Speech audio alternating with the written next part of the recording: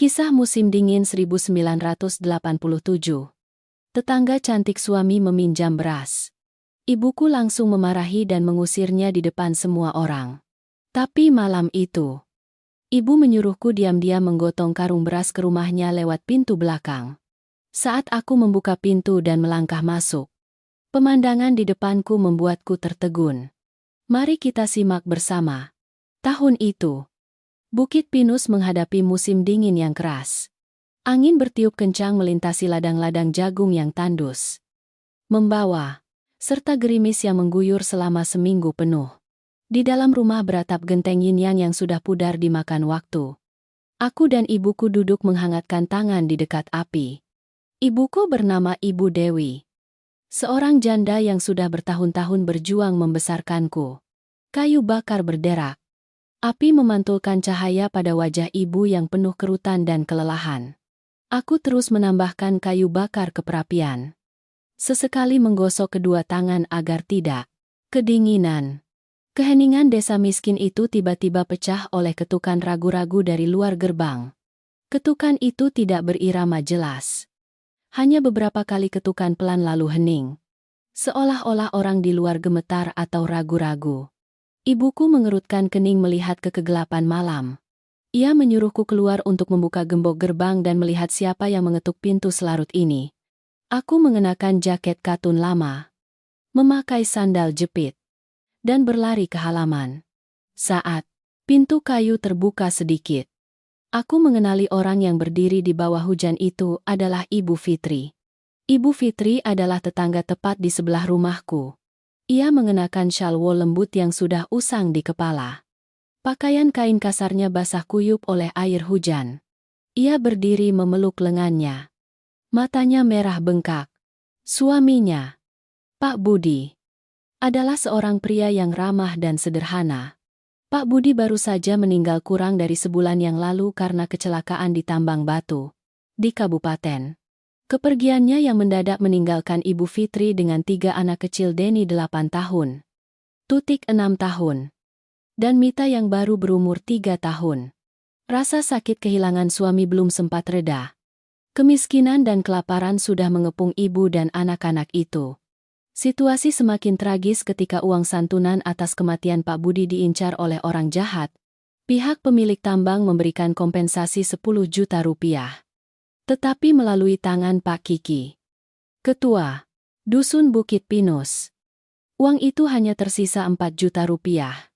Pak Kiki dengan angkuh menyatakan bahwa 6 juta rupiah itu dipotong untuk melunasi utang kas desa dari bertahun-tahun yang lalu, biaya pemakaman, dan jasa-jasanya mengurus dokumen di kecamatan. Ibu Fitri yang lemah dan sebatang kara hanya bisa memeluk anak-anaknya dan menangis terseduh-seduh. Tidak berani membantah sepatah kata pun. 4 juta rupiah sisa itu ia gunakan untuk membayar utang-utang kecil dan membeli obat-obatan untuk anak-anaknya. Tak lama kemudian habis tak bersisa. Melihat Ibu Fitri berdiri di bawah hujan, aku segera menyingkir dan mempersilakannya masuk agar tidak basah. Ibu Fitri dengan ragu-ragu mengikutiku masuk ke teras rumah. Kakinya gemetar. Ibuku keluar dari dapur. Tangannya masih memegang kayu bakar yang sedang dicuci. Melihat ibuku, Ibu Fitri menunduk. Kedua tangannya saling menggenggam erat. Mencengkeram ujung bajunya. Suaranya serak dan lemah meminta untuk meminjam beberapa liter beras dari ibuku karena di rumah tidak ada sebutir pun. Ketiga anaknya sudah kelaparan sejak siang tadi dan sekarang menangis lemas di tempat tidur. Aku berbalik melihat ibuku. Yakin ia akan segera berlari ke kamar untuk mengambilkan beras untuk Ibu Fitri. Ibuku memang seorang yang penyayang. Selama ini di desa siapapun yang mengalami kesulitan, ia tidak pernah segan membantu dengan tenaga maupun harta. Namun, bertolak belakang dengan dugaanku. Wajah ibuku tiba-tiba mengeras. Ia meletakkan kayu bakar di lantai keramik. Berdiri tegak. Kedua tangan bertolak pinggang. Suaranya terdengar nyaring dan tajam. Begitu keras hingga memecah suara hujan di luar. Ia berteriak keras menyuruh Ibu Fitri segera pulang. Malam-malam buta begini, Mengetuk pintu rumah orang lain pasti ada niat tidak baik. Ia memarahi Ibu Fitri sebagai wanita yang tidak tahu malu. Suami baru saja meninggal sudah keluyuran meminta-minta di rumah orang lain. Membuat malu seluruh desa ini. Ibuku terus berbicara. Kata-katanya pedas dan kejam sehingga aku berdiri tertegun tidak percaya pada telingaku. Makian ibuku menggema di malam hari. Cukup keras untuk terdengar melewati pagar bunga sepatu ke telinga tetangga sekitar. Ibu Fitri mengangkat wajahnya menatap ibuku. Matanya berkedip penuh keputusasaan. Air matanya mengalir deras di pipinya yang cekung dan tinggi. Ayah tidak bisa menjelaskan apapun. Berbalik dan berlari langsung ke gerbang. Menerjang dinginnya hujan. Ibuku dengan dingin melangkah maju. Membanting pintu kayu. Mengunci gembok dengan hati-hati lalu kembali ke dapur. Aku berdiri terpaku di tengah rumah. Dadaku sesak. Perasaan marah bercampur iba. Aku menghampiri ibuku. Bertanya dengan suara keras mengapa ia bersikap begitu kejam dan tak berperasaan kepada ibu dan anak-anak itu. Apa salah anak-anak kecil itu? Sehingga ia tega memarahi seorang ibu yang sedang berduka seperti itu. Ibuku tidak langsung menjawab. Ia dengan tenang duduk di kursi kecil. Melanjutkan mengorek bara api dengan kayu bakar. Wajahnya hening. Tidak menunjukkan sedikit pun emosi. Keheningannya semakin membuatku jengkel. Aku berbalik masuk ke kamar. Menyelimuti kepala rapat-rapat. Memutuskan malam ini tidak akan berbicara lagi dengan ibuku. Semakin larut malam.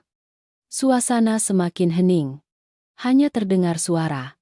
Gerimis menetes di atap genteng dan suara angin yang berdesir melalui celah jendela. Aku berbaring gelisah di tempat tidur. Meletakkan tangan di dahi. Terus memikirkan tindakan ibuku sore tadi. Kemarahanku perlahan tergantikan oleh rasa penasaran.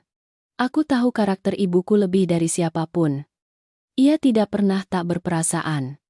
Apalagi tipe orang yang suka menghina orang lain. Kontradiksi ini membuatku tidak bisa memejamkan mata. Sekitar lewat tengah malam. Ketika semua suara desa sudah tenggelam dalam tidur lelap. Aku mendengar suara gemerincing pelan dari sudut kamar dalam. Aku membuka mata sedikit. Di bawah cahaya lampu minyak yang berkedip-kedip. Ibuku sedang sibuk membuka tutup guci keramik, tempat menyimpan beras. Ia mengambil sebuah karung kecil. Dengan hati-hati menggunakan takaran untuk menuangkan beras ke dalam karung. Gerakannya sangat lembut. Seolah takut membangunkanku. Setelah mengisi sekitar setengah karung, ia mengikat erat mulut karung dengan tali nilon. Lalu mengangkat karung beras itu dan meletakkannya di tengah rumah. Aku tidak bisa menahan rasa penasaran. Menyingkirkan selimut dan melangkah keluar. Melihatku. Ibu tidak terlihat terkejut. Ia hanya menunjuk ke karung beras. Suaranya tenang dan hangat. Sangat bertolak belakang dengan sikapnya yang keras sore tadi. Ia menyuruhku memakai jaket hangat lagi. Menggotong karung beras ini ke rumah Ibu Fitri. Ia berpesan agar aku berjalan memutar lewat jalan belakang. Menyelinap di antara rumpun bambu di ujung kebun. Dan sama sekali tidak boleh ada yang melihat. Aku membelalakkan mata. Bertanya pada ibu dengan heran mengapa tadi ia tidak langsung meminjamkan saja tetapi malah memarahi dengan kejam. Dan sekarang malah menyuruhku diam-diam mengantarkan beras di tengah malam buta. Ibuku menarikku duduk di samping meja minum. Menuangkan secangkir teh hijau hangat dan mendorongnya ke arahku. Ia perlahan menjelaskan semuanya dengan rinci. Ia mengatakan bahwa ia sengaja berteriak-teriak di halaman tadi malam agar tetangga-tetangga yang suka bergosip mendengarnya. Ibu Fitri adalah seorang janda muda. Dan aku adalah seorang pemuda lajang. Jika ia terang-terangan memberikan pinjaman barang, pasti tidak akan terhindar dari omongan orang. Orang jahat di desa ini banyak sekali. Terutama Pak Kiki dan anaknya. Ketua dusun. Mereka akan menyebarkan rumor-rumor jahat. Mengatakan bahwa Ibu Fitri genit. Merayuku untuk menguras harta. Atau bahwa keluargaku punya niat jahat memanfaatkan orang yang sedang kesusahan untuk merebut tanah. Gosip-gosip itu cukup untuk mendorong ibu muda itu ke jalan buntu. Hancur nama baiknya. Dan keluargaku juga akan terkena musibah. Ibuku menggenggam tanganku. Berpesan. Setiap kata. Ia berkata, membantu orang adalah kewajiban. Tetapi membantu orang, hingga orang itu menanggung rasa malu. Lebih baik tidak membantu sama sekali. Kebaikan yang tidak ditempatkan dengan benar, tanpa perhitungan yang cermat, hanya akan membawa bencana. Harus memarahi secara terang-terangan untuk memberitahu seluruh desa bahwa keluargaku sangat membenci Ibu Fitri. Sehingga memutuskan semua pengawasan dari orang-orang bermulut jahat. Mendengar penjelasan ibuku, aku tersadar. Kemarahanku sirna, digantikan oleh rasa hormat yang mendalam kepada ibu petani ini, yang sepanjang hidupnya hanya berputar-putar di sekitar desa bambu, tetapi memahami kehidupan sampai ke akar-akarnya. Aku mengangguk. Buru-buru memakai jaket hujan lagi.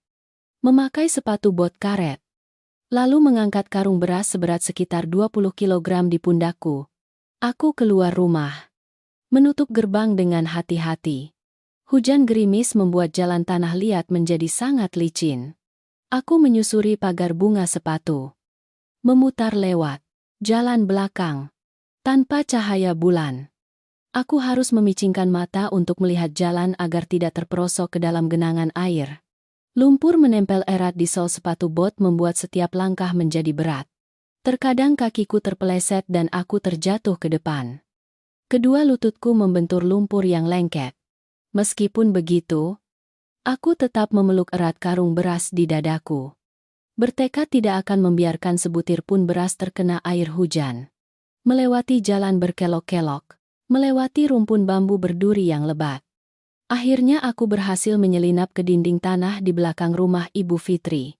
Rumah Ibu Fitri adalah rumah 3 ruangan yang terbuat dari tanah liat bercampur jerami.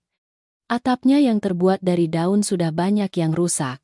Hujan badai sebelumnya membuat lubang besar di teras. Angin berembus dari segala arah. Aku bersembunyi di balik pohon jeruk bali, melihat melalui celah di dinding tanah. Pemandangan di dalamnya membuat hidungku perih. Di dapur yang gelap dan sempit, Ibu Fitri sedang duduk meringkuk menyalakan api. Cahaya api yang berkedip-kedip menerangi wajahnya yang cekung. Matanya merah karena asap dan banyak menangis. Di atas kompor ada panci besi tuang tanpa gagang yang mengepulkan asap. Ia menggunakan sumpit panjang untuk mengaduk sesuatu di dalam panci. Aku melihat lebih dekat. Itu bukan bubur atau nasi, melainkan ubi pisang muda yang dicincang kecil dicampur dengan segenggam daun pegagan liar yang tumbuh di tepi sawah. Aroma menyengat dari ubi pisang rebus menguar di dapur yang sempit. Di tempat tidur bambu di sudut rumah, ketiga anak itu meringkuk dalam selimut tipis dan sobek. Denny yang paling besar melingkarkan tangan memeluk Tutik dan Mita. Kedua anak kecil itu terus merengek menangis karena lapar. Denny kembali menepuk-nepuk menenangkan adik-adiknya. Aku berdehem untuk menghilangkan rasa sesak. Keluar dari balik pohon jeruk bali dan mengetuk pelan 3 kali di pintu dapur. Ibu Fitri terlonjak kaget. Menjatuhkan sumpit ke lantai. Ia ragu-ragu keluar. Tangannya memegang sepotong kayu bakar yang masih menyala untuk berjaga-jaga. Ketika ia mengenaliku melalui cahaya api, ia menjatuhkan tangannya. Wajahnya penuh ketakutan dan kebingungan. Aku menyelinap masuk ke dapur. Meletakkan karung beras yang berat di lantai yang kering. Aku melepas jaket hujan yang basah kuyup. Menatap Ibu Fitri dan berbisik. Ibuku menyuruhku membawa beras ini untuk ibu dan anak-anak membuat bubur agar bisa bertahan melewati hari-hari paceklik ini. Aku menjelaskan dengan singkat alasan mengapa ibuku harus berpura-pura memarahi Ibu Fitri tadi malam di gerbang. Aku menekankan bahwa ibuku sepenuhnya memahami dan mengasihani keadaannya. Tetapi karena desa banyak mata-mata jahat, ia harus melakukan itu untuk melindungi nama baik ibu dan anak-anak. Ibu Fitri mendengarnya. Matanya, yang sudah bengkak kembali berlinang air mata. Ia duduk berlutut di tanah, menutupi wajahnya dan menangis tersedu-sedu. Tangisan yang tertahan dan sesak keluar dari dada wanita janda yang telah menanggung begitu banyak kekesalan dan ketidakadilan. Ia mengulurkan tangan menyentuh karung beras. Membelai lapisan karung seolah sedang menyentuh pelampung penyelamat seluruh keluarganya. Aku menepuk bahunya, mengingatkannya agar tetap kuat demi ketiga anaknya. Aku berpesan padanya agar menjaga kerahasiaan tentang karung beras ini. Jika ada orang di desa, terutama orang-orang terdekat Pak Kiki, mengintip dan bertanya dari mana ia mendapatkan beras, ia harus langsung mengatakan bahwa Hussein, anak Ibu Dewi, mencuri beras dari rumah dan memberikannya kepadanya karena melihat anak-anak kelaparan. Cara ini akan membuat semua orang percaya sepenuhnya, sekaligus melegitimasi sumber makanan, melindungi nama baik Ibu Fitri, dan mengubahku menjadi pemuda nakal yang mencuri barang rumah untuk diberikan kepada orang lain. Tetapi tidak ada yang bisa membantah. Ibu Fitri mengangguk berulang kali. Kedua tangannya terkatup berterima kasih kepadaku.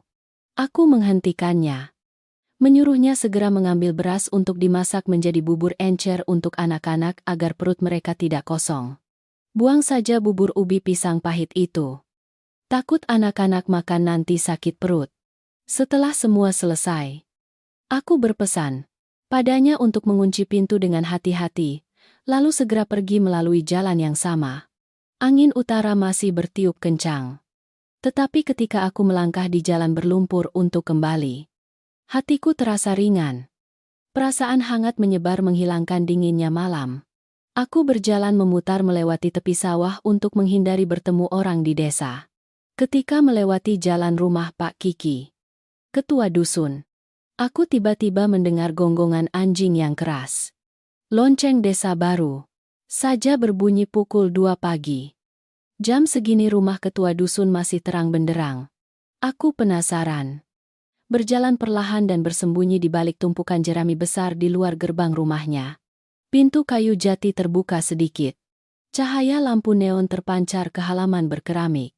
Dari tempat persembunyian, aku bisa mendengar dengan jelas percakapan antara Pak Kiki dan anaknya. Suara gelas beradu terdengar nyaring. Suara Pak Kiki parau karena mabuk arak beras. Ia sedang memarahi Tono, anak tunggalnya yang terkenal suka bermain-main dan berkeliaran di desa.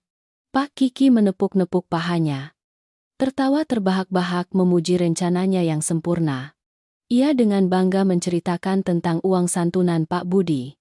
Ia mengatakan dengan jelas bahwa Direktur Tambang Batu telah menyerahkan langsung 10 juta rupiah tunai. Tetapi ia hanya memberikan 4 juta rupiah kepada Ibu Fitri. Sedangkan 6 juta rupiah lainnya, ia masukkan langsung ke sakunya.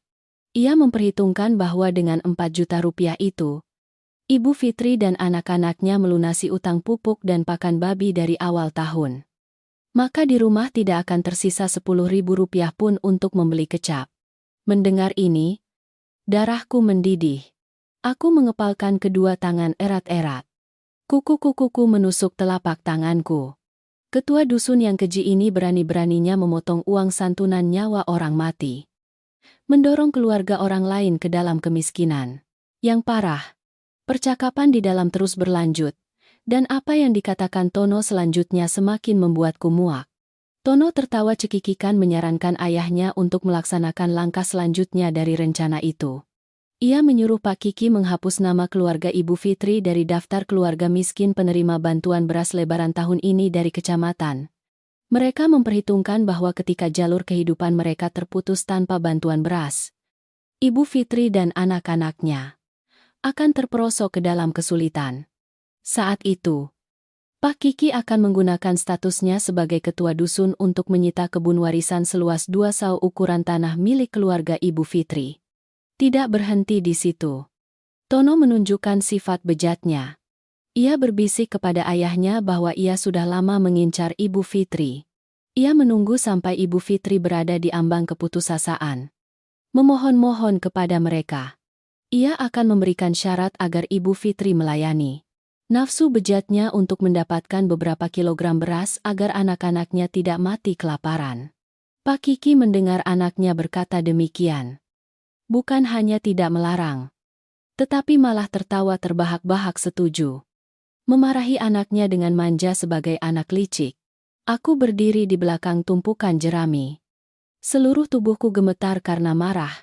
Aku ingin langsung menerobos masuk. Mendobrak pintu. Mengayunkan tangan meninju wajah kedua ayah dan anak bajingan itu. Tetapi, kata-kata ibuku yang tadi terngiang di telingaku. Ibu berkata, kemarahan impulsif tidak akan menyelesaikan masalah jika tidak ada bukti dan kekuasaan. Jika aku menerobos masuk sekarang, hanya aku yang akan rugi. Bahkan bisa dituduh mencuri dan masuk tanpa izin. Mereka punya jabatan dan kekuasaan serta banyak pengikut. Aku tidak bisa bertindak gegabah. Aku menggertakkan gigiku hingga bibirku berdarah. Memaksa diriku mundur. Perlahan-lahan menjauh dari rumah Pak Kiki. Aku membawa rahasia kejam ini kembali ke rumah. Bertekad harus bersama ibu mencari cara untuk membongkar kejahatan para bajingan ini. Melindungi Ibu Fitri dan anak-anaknya dengan segala cara. Pagi harinya. Hujan sudah reda, tetapi langit masih mendung dan dingin menggigit. Aku membawa 2 ember seng ke sumur desa untuk mengambil air. Sumur Bukit Pinus yang berada di bawah pohon beringin tua adalah tempat berkumpulnya warga untuk mengambil air dan juga pusat penyebaran segala gosip para ibu dan wanita di desa. Saat aku baru saja melangkah sambil mengayunkan pikulan, kerumunan wanita dan gadis yang bergerombol di sekitar bibir sumur tiba-tiba terdiam.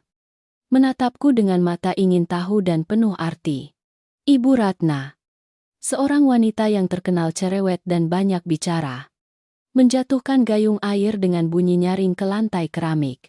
Ia mensibir, menyindir tentang kejadian tadi malam. Ia memuji ibuku yang pintar, tahu menjaga rumah dengan ketat, tidak memberi kesempatan para rubah betina itu mendekat. Ia juga berteriak keras mencela Ibu Fitri sebagai wanita genit. Suami baru meninggal belum genap 40 hari sudah berani-beraninya mengetuk pintu rumah orang lain. Mungkin ia melihatku besar dan kuat, sehingga ingin merayuku untuk mencari sandaran. Beberapa ibu lain mendengar itu juga ikut tertawa cekikikan, melontarkan kata-kata sinis yang pedas. Aku menahan diri, menurunkan gayung untuk mengambil air. Berpura-pura tidak mendengar apa-apa. Rencana sandiwara ibuku memang berhasil. Semua orang percaya bahwa keluargaku sangat membenci Ibu Fitri.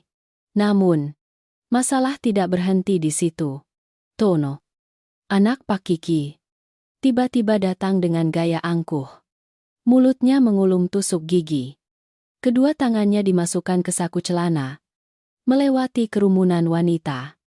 Lalu berhenti tepat di samping tempat aku sedang menimba air. Ia meludahkan tusuk gigi ke tanah, mendekatkan wajahnya kepadaku dan menyeringai. Ia sengaja menepuk bahuku, berkata dengan nada mengejek, menyuruhku hati-hati jangan sampai terkena guna-guna janda itu. Ia bahkan membual bahwa suatu saat nanti jika ada waktu luang, ia akan datang ke rumah untuk memberi pelajaran kepada Ibu Fitri tentang dosa tidak tahu diri. Berani-beraninya merayu perjaka di desa. Keangkuhan dan wajah licik Tono menyulut kemarahan yang terpendam dalam diriku sejak semalam. Pengakuan kejam kedua ayah dan anak itu di meja minuman keras langsung terbayang jelas. Aku melepaskan tali timba. Kedua tanganku mengepal erat. Aku berdiri tegak, menatap tajam wajah Tono. Kata-kata akan segera keluar dari mulutku. Aku hampir berteriak agar seluruh desa tahu tentang ayah dan anak itu yang memotong 6 juta rupiah uang santunan nyawa orang. Tentang mereka yang merencanakan untuk merebut tanah dan orang. Tepat pada saat itu, sebuah tangan kasar mencengkeram pergelangan tanganku, menarikku kuat ke belakang. Aku terkejut berbalik. Itu ibuku. Kapan ia sampai di sumur ibuku membawa keranjang bambu berisi beberapa ikat sayuran. Tatapannya menatapku tajam penuh peringatan. Ia berbalik menatap Tono. Suaranya tenang tetapi memiliki kekuatan untuk memperingatkan. Ia menyuruh Tono tidak usah mengurusi urusan orang lain.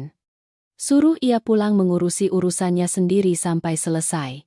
Tono melihat ibuku. Sepertinya segan. Mendengus dingin lalu pergi. Ibuku menarik tanganku dan berjalan cepat pulang, meninggalkan 2 ember air tergeletak di sumur. Begitu melewati ambang pintu, ibuku melepaskan tanganku. Wajahnya serius. Ia bertanya padaku apa yang baru saja akan aku lakukan di sumur. Aku tidak menyembunyikan apapun. Menceritakan seluruh cerita mengejutkan yang aku dengar secara diam-diam dari rumah Pak Kiki semalam kepada ibu. Aku mengatakan bahwa aku tidak bisa menahan kekuranggajaran Tono. Harus membongkar wajah asli mereka. Ibuku duduk di depan jati, menghela napas panjang. Ia memberiku pelajaran tentang pengendalian diri. Ia menjelaskan kepadaku bahwa jika tadi aku impulsif mengungkapkan kebenaran, semuanya akan berantakan. Pak Kiki dan anaknya adalah orang yang memiliki kekuasaan di daerah ini. Mereka memegang stempel, memegang buku catatan. Aku hanyalah seorang pemuda.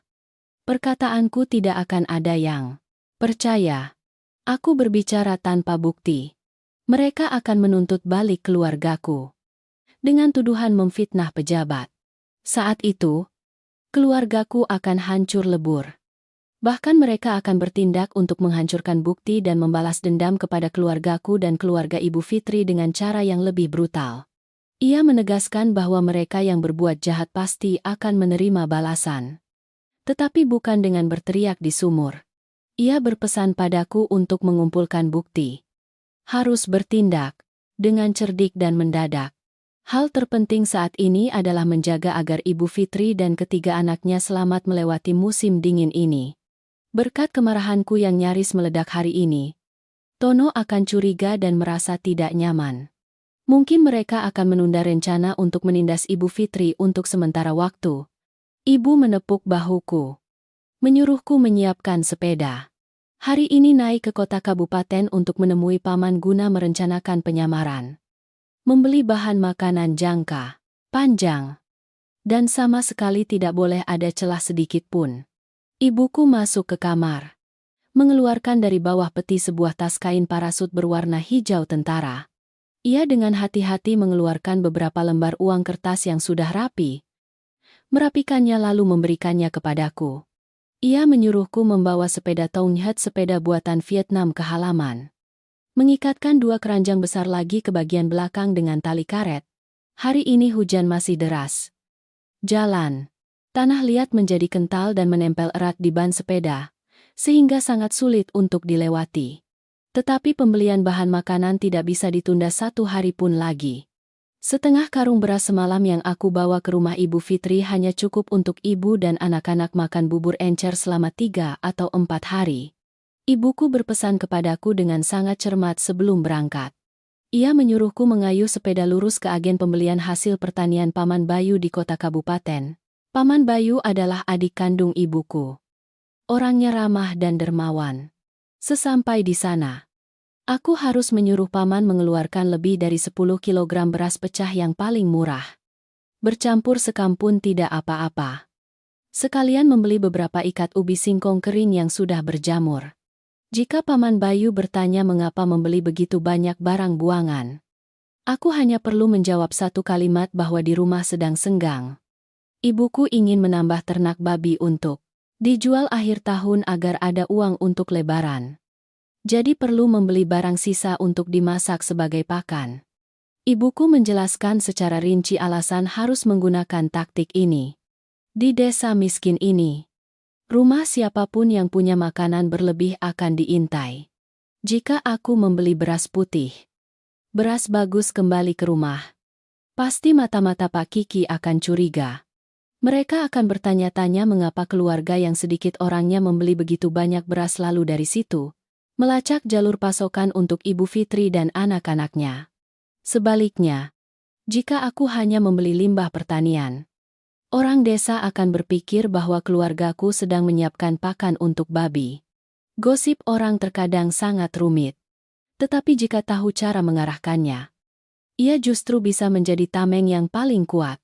Aku mengangguk, mengingat setiap kata yang ibuku ajarkan. Memakai sepatu bot karet lalu membawa sepeda keluar gang.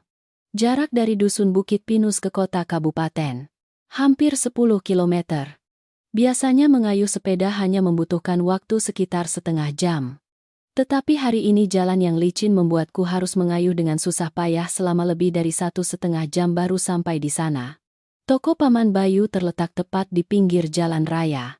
Di dalamnya penuh dengan karung-karung beras, kacang kedelai, dan kacang hijau yang berserakan.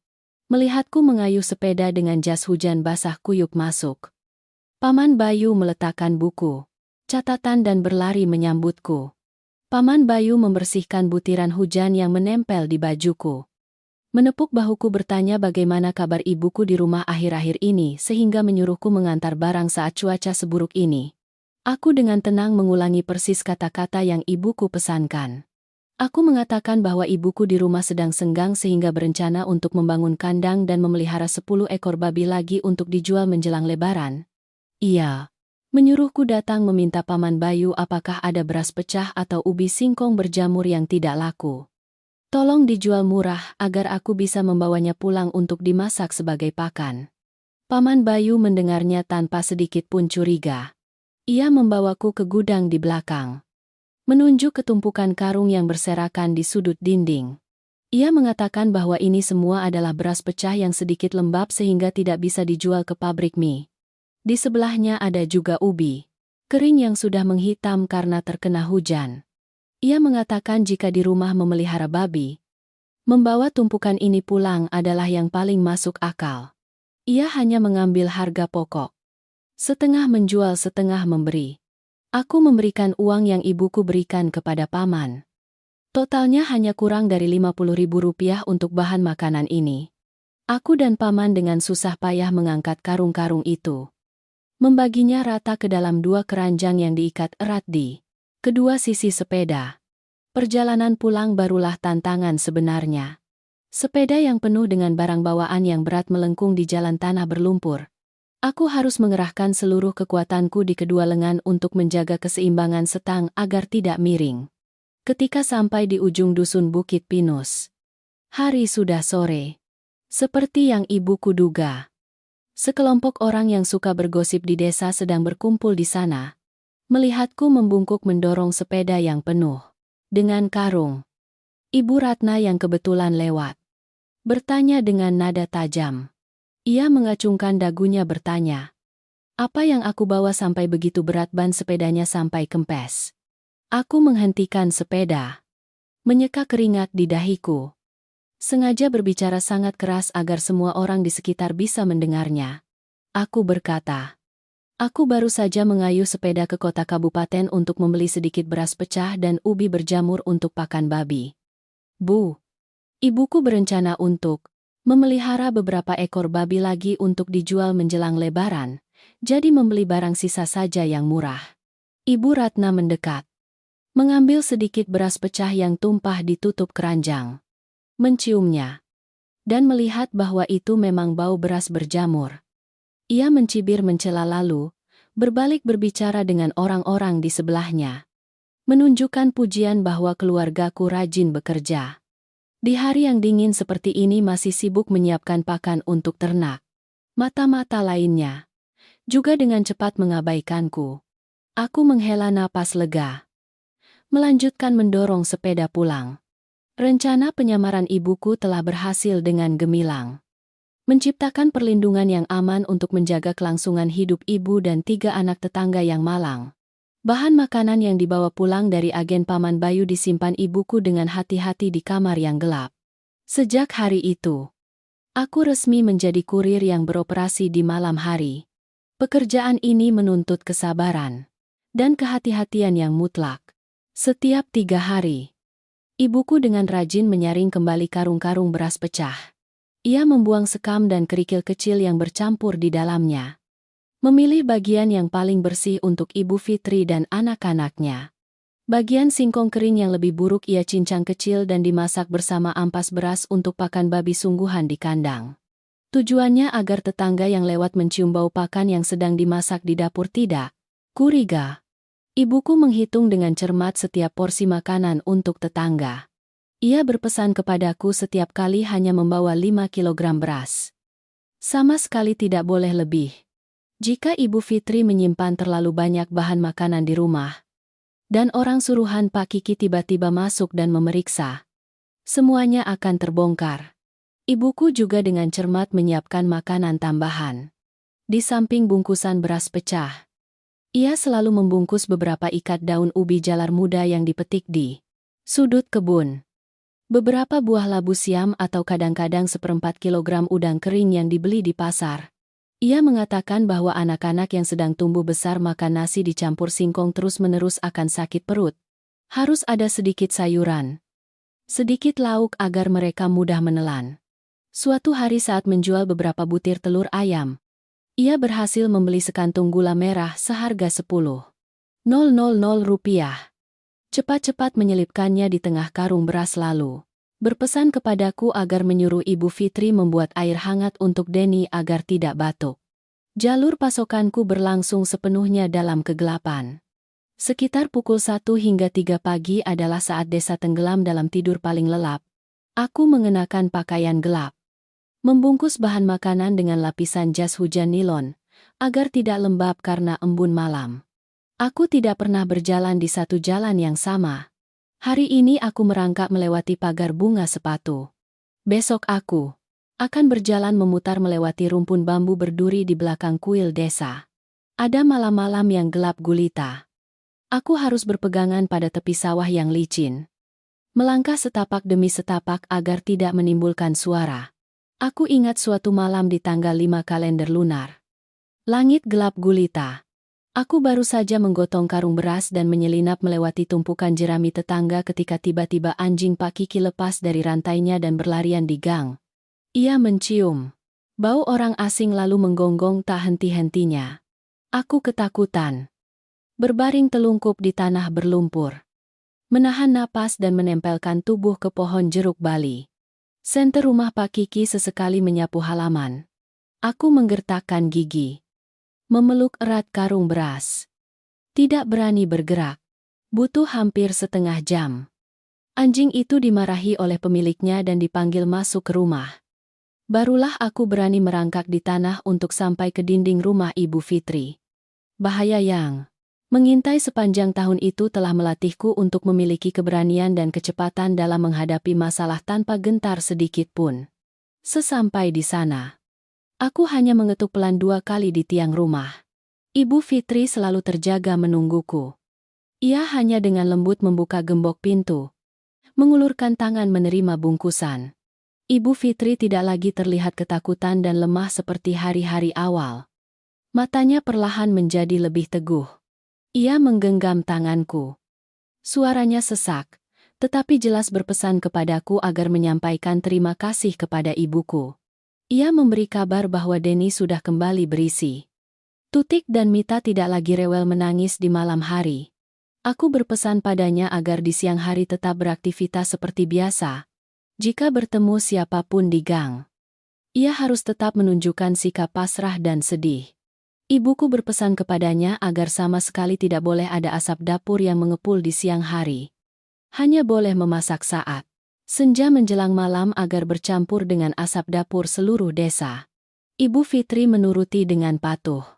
Ia bercerita bahwa setiap hari ia menyuruh ketiga anaknya mengunyah beberapa helai daun pegagan muda sebelum keluar rumah. Untuk berjaga-jaga jika orang-orang suruhan ketua dusun menghentikan jalan dan bertanya, mereka hanya akan mencium bau rumput liar di mulut anak-anak itu. Kehati-hatian kedua wanita itu telah terjalin menjadi jaring perlindungan yang kuat, membantu ketiga anak yatim piatu itu melewati hari-hari paceklik yang panjang. Dinginnya musim dingin masih merasuk ke setiap serat daging. Tetapi hari-hari menjelang Imlek juga sudah mulai mengetuk pintu dusun Bukit Pinus. Suasana di desa terasa lebih ramai. Pemerintah kecamatan tahun ini memiliki kebijakan mendistribusikan bantuan dan daging babi untuk perayaan Imlek kepada keluarga miskin dan keluarga yang berhak di desa. Pembagian ini diserahkan sepenuhnya kepada Pak Kiki, ketua dusun, untuk diatur. Sore hari tanggal 28 Imlek, pengeras suara desa bergemuruh memanggil nama-nama keluarga untuk membawa keranjang ke halaman balai desa untuk menerima daging babi. Halaman balai desa yang luas, berlantai keramik merah yang sudah banyak yang terkelupas. Angin dingin berhembus kencang melewati atap balai desa yang melengkung, membawa serta daun-daun beringin kering yang berdesir. Warga desa berkumpul cukup ramai. Semua orang menggosok-gosok tangan karena kedinginan. Tetapi mata mereka tertuju pada meja kayu besar yang diletakkan di tengah halaman. Di atas meja, Pak Kiki mengarahkan dua pemuda berbadan kekar untuk memotong daging dua ekor babi gemuk. Ia duduk menyilangkan kaki di kursi sandaran, menjepit sebatang rokok lintingan di antara jari. Wajahnya sombong. Mengarahkan di sini potong bagian daging tanpa lemak. Di sana potong bagian lemak. Buku daftar keluarga miskin diletakkan rapi di depannya. Ibuku membawa keranjang bambu kecil memanggilku untuk ikut melihat situasi. Kami berdiri bercampur dalam kerumunan. Ibu Fitri juga membawa Denny datang. Berdiri meringkuk di paling luar. Pakaian ibu dan anak itu tipis dan lusuh. Gemetar dalam hembusan angin sore. Ketika Pak Kiki menyebut nama keluarga Ibu Fitri, seluruh halaman balai desa tiba-tiba hening. Ibu Fitri menunduk malu-malu melangkah maju ke depan meja daging. Pak Kiki menyeringai. Sengaja, berdehem keras. Lalu membanting buku catatan di atas meja. Ia berkata dengan suara lantang. Keluarga Ibu Fitri tahun ini banyak utang. Kas pupuk. Seharusnya partai desa memotong jatah daging bantuan ini untuk melunasi utang. Tetapi ia kasihan pada kondisi ibu janda yang sebatang kara ini jadi menyisakan sebagian. Ia berpesan kepada Ibu Fitri untuk mengambil daging ini untuk merayakan Imlek. Setelah Imlek, ia harus menjual tanah dan kebun untuk membayar utang kepada desa. Jangan terus-menerus berlama-lama nanti membuat nama buruk bagi pengurus desa. Setelah mengatakan itu, ia mengacungkan dagunya memberi isyarat kepada pemuda yang sedang memotong daging.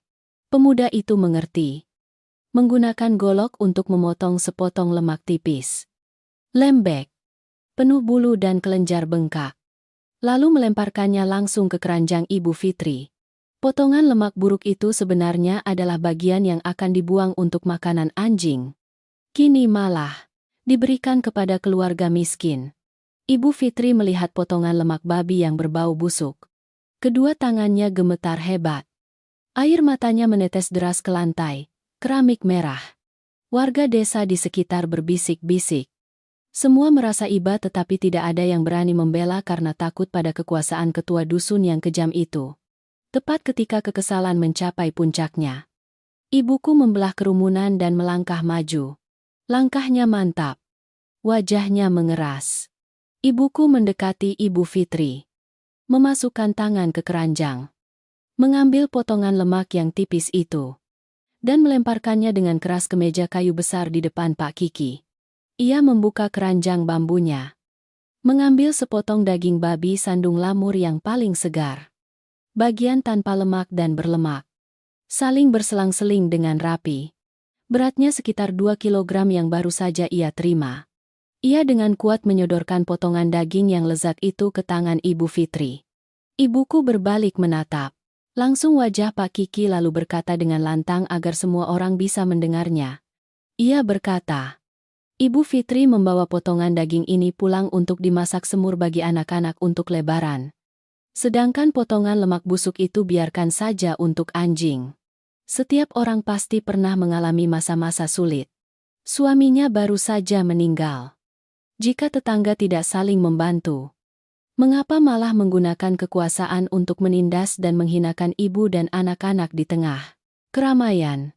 Ibuku menyatakan dengan tegas bahwa mulai sekarang jika keluarga Ibu Fitri mengalami kesulitan apapun, ibuku sendiri yang akan menanggungnya. Siapapun yang menyentuh sehelai rambut pun dari ibu dan anak-anak itu berarti menyentuhku. Kata-kata ibuku seperti batu yang dilemparkan ke kolam yang tenang. Menimbulkan bisikan-bisikan terkejut dari kerumunan. Pak Kiki sangat marah.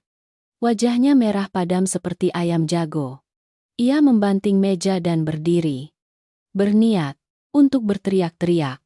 Tetapi alasan ibuku terlalu kuat. Ia secara sukarela memberikan daging miliknya sendiri kepada orang lain. Tidak melanggar aturan atau hukum desa. Pak Kiki terdiam. Hanya bisa menatap kami berdua membawa Ibu Fitri pergi dari halaman balai desa. Di perjalanan pulang, aku berjalan rapat di samping ibu. Merasakan keteguhan dan keberanian yang terpancar dari wanita petani yang tangguh itu. Tindakan terang-terangan yang dilakukannya hari ini bukanlah tindakan impulsif. Ia sengaja memilih tempat yang paling ramai untuk memberi pelajaran kepada Pak Kiki dan anaknya. Secara resmi menghapus sandiwara kebencian awal. Memberitahu seluruh desa bahwa Ibu Fitri kini memiliki pelindung. Musim dingin tahun ini mungkin dingin. Tetapi api kemanusiaan dan keberanian telah mulai berkobar di desa miskin itu. Aku dan ibuku berjalan cepat di jalan setapak yang berangin kencang menuju rumah. Menggantung keranjang bambu kosong di tangan. Hatiku dipenuhi dengan banyak pertanyaan. Sepanjang jalan aku diam-diam melihat wajah ibuku yang tenang. Kerutan di matanya semakin dalam di bawah tudung topi petani yang sudah pudar. Ketegasan dan keberaniannya di halaman balai desa tadi membuatku kagum sekaligus khawatir. Sesampai di halaman rumah, aku mengunci gerbang kayu dengan erat. Buru-buru bertanya kepada ibu. Aku bertanya mengapa ibu memutuskan untuk mengambil risiko tampil di depan umum. Untuk menghadapi langsung ketua dusun yang berkuasa itu. Bukankah sebelumnya ibu pernah mengajariku untuk bersabar? Untuk menyembunyikan segala sesuatu demi melindungi keamanan kedua keluarga sekarang ibu melakukan ini. Pak Kiki dan anaknya pasti akan menganggap keluargaku sebagai duri dalam daging dan akan mencari segala cara jahat untuk membalas dendam. Ibuku dengan tenang melepaskan topi petani dan menggantungnya di dinding. Berjalan mengambil segayung air hujan dari tong untuk mencuci tangan. Ia mengeringkan tangan dengan handuk. Menggantungnya di jemuran lalu menarik kursi kecil dan duduk di teras rumah. Ia memberi isyarat kepadaku untuk duduk di sampingnya. Suaranya merendah, membawa nuansa kenangan masa lalu yang jauh dan penuh badai. Ia berkata, segala sesuatu di dunia ini ada alasannya. Tidak ada yang secara alami akan mempertaruhkan nyawa dan ketenangan keluarganya demi orang lain. Tindakannya untuk melindungi Ibu Fitri dan anak-anaknya hari ini sebenarnya adalah untuk membayar utang budi yang sangat besar dari 20 tahun yang lalu. Aku membelalakan mata mendengarkan. Kenangan tentang 20 tahun yang lalu dalam diriku sepenuhnya kabur. Karena saat itu aku masih bayi yang baru lahir. Ibuku bercerita bahwa tahun itu kampung halaman keluargaku hancur parah oleh banjir. Panen gagal total. Ayahku juga tiba-tiba jatuh sakit dan meninggal. Meninggalkan aku dan ibuku sebatang kara. Dalam keadaan bangkrut. Tidak ada lagi jalan hidup di kampung halaman. Ibuku terpaksa menjual gubuk reot itu dengan harga murah. Membungkusku dalam kain popok, lalu menggendongku naik kereta api untuk mencari nafkah. Terombang-ambing dari satu stasiun ke stasiun lain. Akhirnya aku dan ibuku tersesat ke daerah ekonomi baru, yaitu Dusun Bukit Pinus ini. Saat itu, Dusun Bukit Pinus masih sangat terpencil. Di sekitarnya hanya hutan lebat dan rawa-rawa asam. Penduduknya jarang. Kehidupannya sangat sulit. Ibu menggendongku. Kelaparan dan kehausan. Hampir pingsan di bawah pohon beringin di ujung desa. Tepat pada saat hidup dan mati itu. Pak Ton, yang sedang berpatroli di hutan, menemukan kami. Pak Ton adalah ayah kandung Pak Budi, yaitu ayah mertua Ibu Fitri sekarang. Dulu Pak Ton menjabat sebagai ketua dusun. Seorang pria yang berbudi luhur, adil dan sangat menyayangi orang miskin. Melihat aku dan ibuku tergeletak tak berdaya di tengah hujan dan dingin, Pak Ton tidak ragu-ragu menggendong ibuku pulang.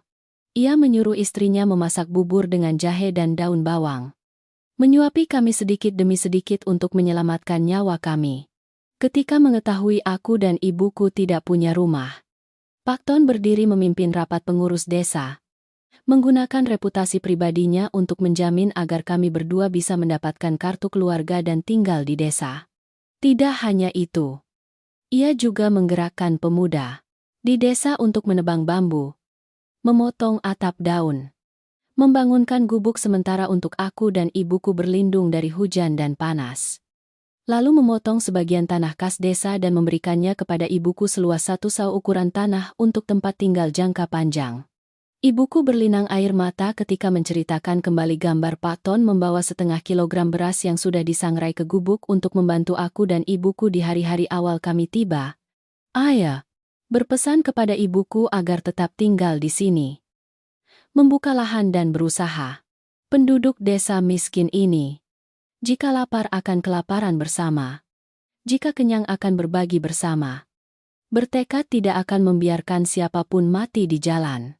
Berkat kemurahan hati dan kebaikan Pak Ton saat itu, ibuku memiliki kesempatan untuk bertahan hidup, memiliki sebidang tanah untuk ditinggali, dan membesarkanku hingga dewasa seperti sekarang. Ibuku menggenggam tanganku erat-erat. Matanya penuh tekad.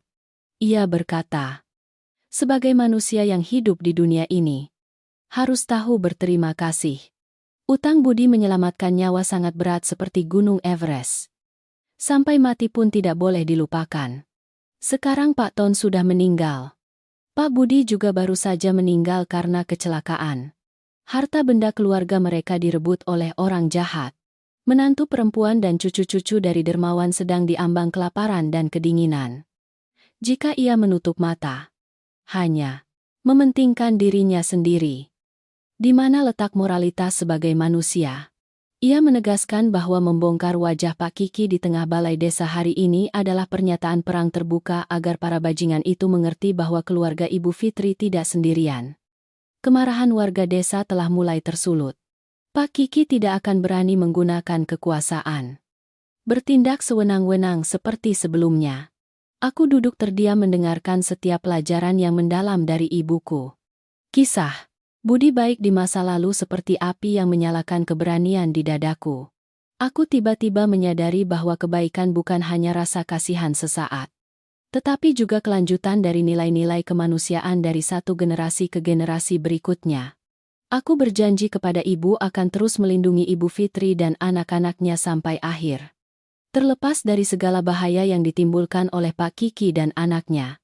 Ibuku mengangguk tersenyum, menyuruhku pergi ke sumur, mengambil air untuk mencuci beras dan menyiapkan makan malam. Di luar, angin utara masih menderu. Tetapi di rumah kecil kami, kehangatan kemanusiaan telah mengusir segala dingin. Setelah konfrontasi terbuka di balai desa, suasana menjelang Lebaran di Dusun Bukit Pinus menjadi sangat aneh.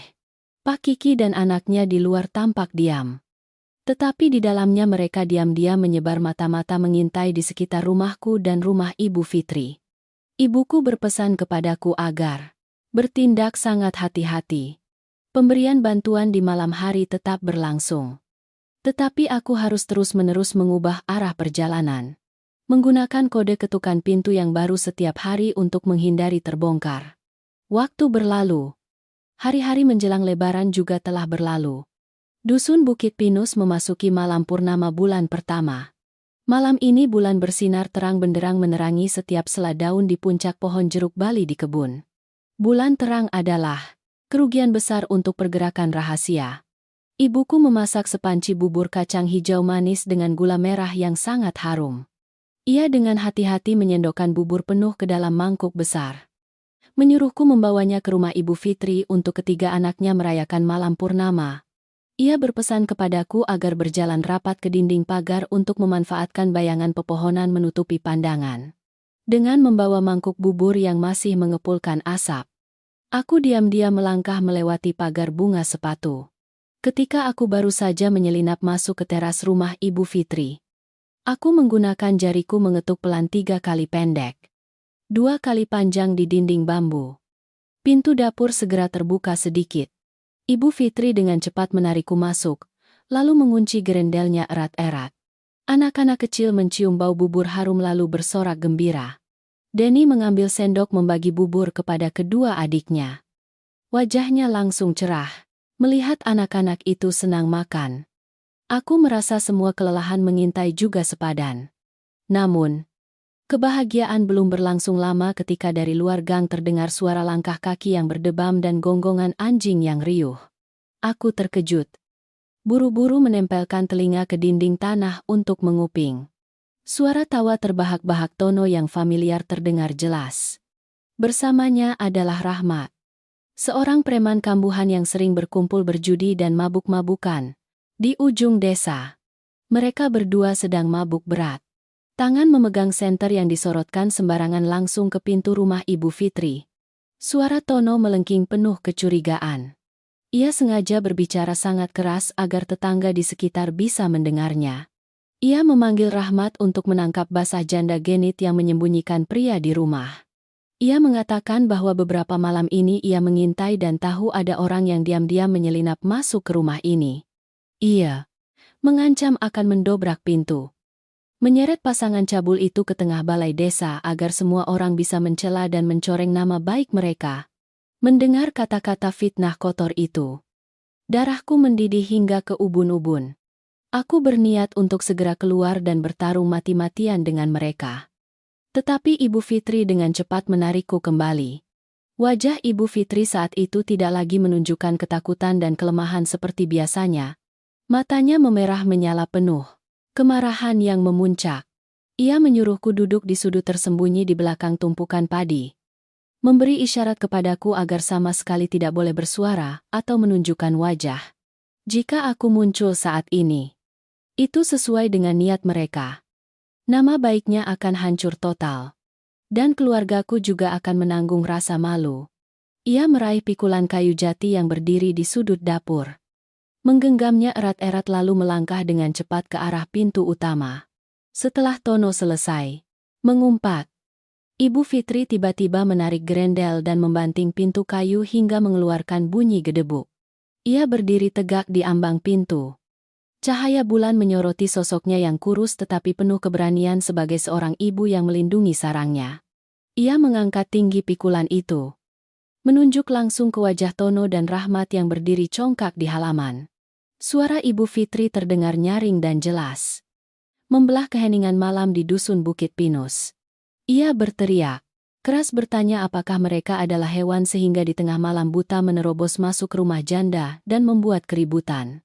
Ia memaki Tono langsung di wajahnya sebagai bajingan anak laki-laki yang memanfaatkan kekuasaan untuk menindas ibu dan anak-anaknya sejak Pak Budi meninggal. Ia menantang mereka untuk melangkahkan kaki melewati ambang pintu. Ia menyatakan dengan tegas bahwa hari ini siapapun yang berani berbuat curang dan memfitnah, ia akan menggunakan pikulan ini untuk memukul pecah kepala orang itu. Lalu besok ia akan membawa ketiga anaknya ke kantor bupati untuk mengadu, melihat apakah keluarga Pak Kiki masih bisa mempertahankan jabatannya sebagai ketua dusun atau tidak. Perlawanan Ibu Fitri yang sengit dan garang itu di luar dugaan Tono. Ia dan Rahmat berdiri terpaku, mulut ternganga kaget.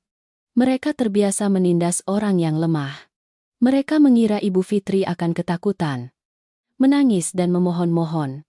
Siapa sangka hari ini, burung pipit yang lemah itu berubah menjadi induk ayam yang siap bertarung sampai mati.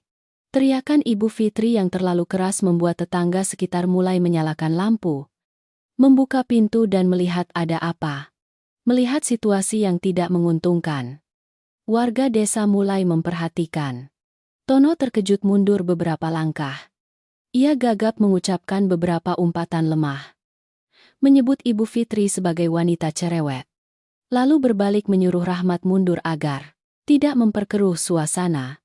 Mereka cepat-cepat keluar dari gerbang, menghilang dalam kegelapan malam. Ibu Fitri berdiri diam di posisi semula. Tangannya masih memegang erat pikulan sampai bayangan mereka benar-benar menghilang. Ketika aku keluar dari tempat persembunyian, ia baru perlahan-lahan menurunkan tangannya. Seluruh tubuhnya berkeringat dingin. Keberanian ibu miskin itu telah menyelamatkan kekalahan telak, mengalahkan rencana jahat para preman di malam purnama yang penuh badai. Keesokan paginya, aku menceritakan seluruh kejadian mengerikan di malam purnama kepada ibuku. Ibuku duduk mencincang sayuran untuk babi di tepi sumur. Wajahnya murung penuh perhitungan. Ia meletakkan golok di papan kayu, mengusap tangan pada celemek, lalu menarikku ke dapur untuk berunding. Ia menilai situasi saat ini sudah menjadi sangat tegang. Fakta bahwa Tono dan kelompok preman itu sendiri yang mengintai di malam hari menunjukkan bahwa mereka sudah mencium sesuatu yang tidak beres. Meskipun Ibu Fitri sudah dengan berani mengusir mereka, tetapi Pak Kiki dan anaknya pasti tidak akan menyerah pada niat jahat mereka. Jika aku terus menjadi kurir menggotong beras di malam hari, risiko tertangkap sangat besar. Saat itu tidak ada cara untuk membantah. Ibuku menegaskan harus segera mengubah taktik pasokan. Kita tidak bisa lagi beroperasi di malam hari, tetapi harus terang-terangan melakukannya di siang hari, tepat di bawah mata penasaran seluruh desa. Aku terkejut bertanya kepada ibu, bagaimana bisa membawa beras di siang bolong? Tanpa terdeteksi ibuku tersenyum, menunjuk ke arah tembok pagar bata abu-abu yang sudah banyak yang rusak. Terletak di antara kebun rumahku dan rumah Ibu Fitri. Di sudut kebun dekat tembok itu ada rumpun pisang kepok yang tumbuh rimbun. Daunnya lebar, menutupi sebagian tanah. Ia merancang sebuah rencana yang sangat cerdik. Orang yang melaksanakan tugas mengangkut bahan makanan sekarang bukan lagi aku, melainkan Denny, anak laki-laki tertua Ibu Fitri yang berusia 8 tahun. Ia menjelaskan bahwa Denny adalah anak kecil. Aktivitasnya yang berkeliaran di sekitar pagar, memungut ranting kering, memetik pucuk bayam, atau mencari jangkrik adalah hal yang sangat biasa. Tidak ada yang akan memperhatikan. Rencananya adalah setiap siang ketika orang dewasa di desa semua pulang untuk beristirahat atau menyiapkan makanan, ibuku akan dengan hati-hati membungkus sedikit beras dan makanan kecil dengan daun pisang kering. Ia akan diam-diam pergi ke sudut kebun, menyelipkan bungkusan itu ke bagian kosong di bawah pohon pisang terbesar di dekat pagar. Sore harinya, Ibu Fitri akan menyuruh Denny membawa keranjang bambu yang sedikit rusak untuk berjalan-jalan di sekitar pagar, berpura-pura memetik sayuran untuk babi. Anak itu hanya perlu dengan hati-hati menyelipkan tangan melalui celah tembok yang rusak, menarik bungkusan daun pisang ke dalam keranjang, menimbunnya dengan sedikit rumput kering, lalu membawanya pulang. Metode ini membagi jumlah bahan makanan setiap kali pengiriman. Meskipun lebih merepotkan tetapi sangat aman. Pengiriman berlangsung di siang bolong, di bawah penyamaran lugu seorang anak kecil. Pasti akan melewati mata-mata yang paling licik sekalipun. Sore itu juga aku menggunakan alasan untuk memperbaiki pipa air agar bisa bertemu Ibu Fitri dan menyampaikan rencana baru. Ibu Fitri langsung mengangguk setuju. Ia memanggil Denny keluar dan memberitahukan anak itu setiap detailnya.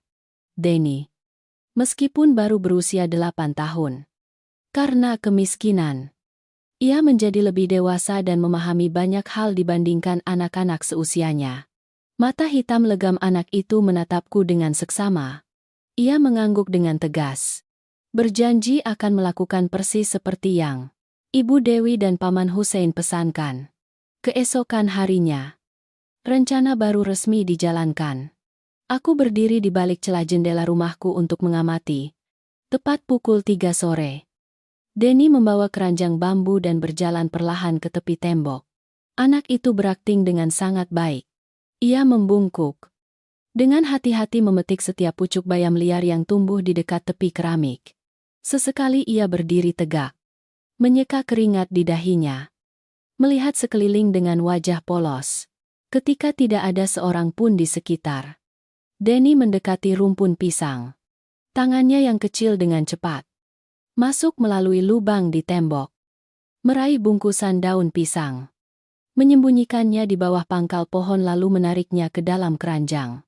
Seluruh proses hanya berlangsung kurang dari 10 detik. Setelah itu ia kembali dengan santai memungut beberapa ranting kering dan menumpuknya di atas untuk menyamarkan lalu membawa keranjang itu langsung ke dapur. Semuanya berjalan lancar dan sempurna seperti yang ibuku perkirakan. Selama lebih dari sebulan setelah itu, berkat metode pengiriman yang cerdas ini, pasokan bahan makanan untuk rumah Ibu Fitri sama sekali tidak terputus. Tono beberapa kali berkeliling melewati gang rumahku dan rumah Ibu Fitri untuk mengintai. Tetapi ia hanya melihatku sibuk membelah kayu di halaman. Sedangkan Ibu Fitri dan anak-anaknya tetap terlihat miskin dan sengsara. Tidak mendapatkan bukti apa pun. Mereka terpaksa diam. Musim dingin yang keras perlahan surut, digantikan oleh gerimis yang lebih hangat di musim semi.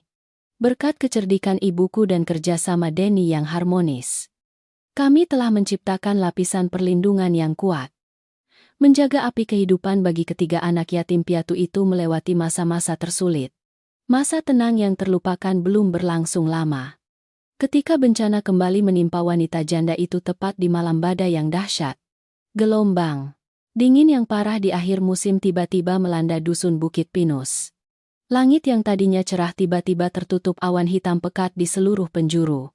Angin utara dari arah timur laut menderu-deru melalui celah genteng Yin Yang, membawa serta hujan yang menderas menghantam dinding bambu.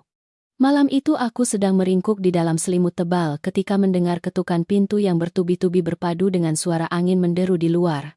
Berbeda dengan ketukan pintu ragu-ragu Ibu Fitri dulu. Kali ini adalah suara gebukan yang tergesa-gesa. Aku menyingkirkan selimut dan melompat bangun.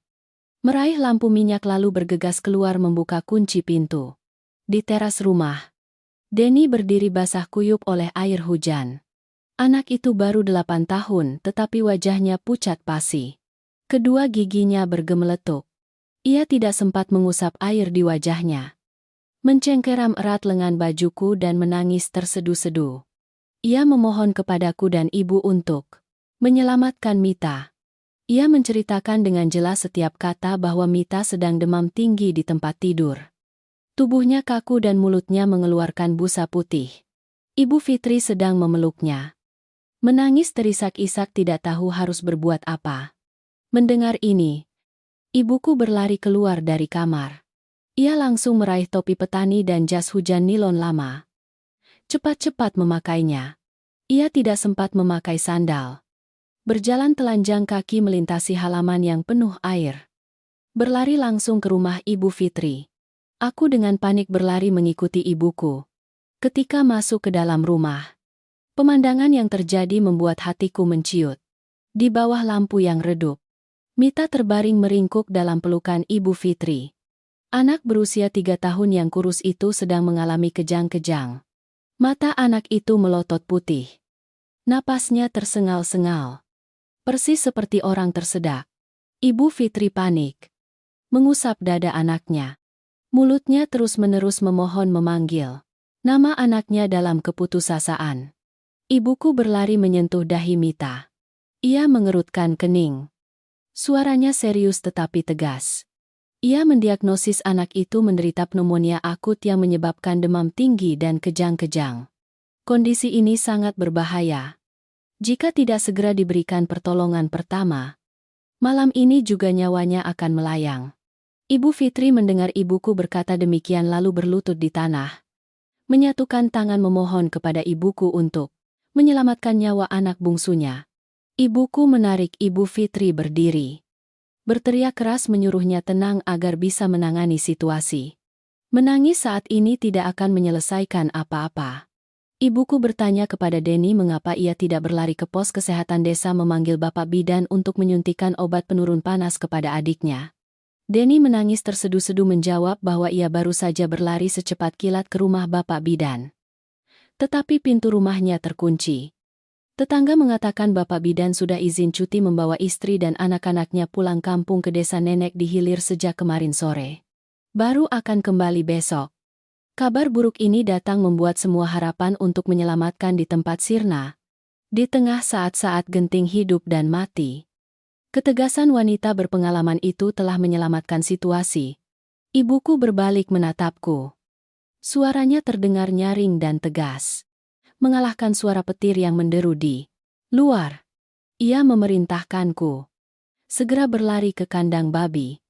Menarik gerobak keluar ke tengah halaman. Ia berpesan kepadaku agar menghamparkan lapisan jerami kering yang tebal di dasar gerobak lalu membawa selimut tebal satu-satunya milik kami untuk menutupi bagian atas. Ia menepuk bahu Ibu Fitri.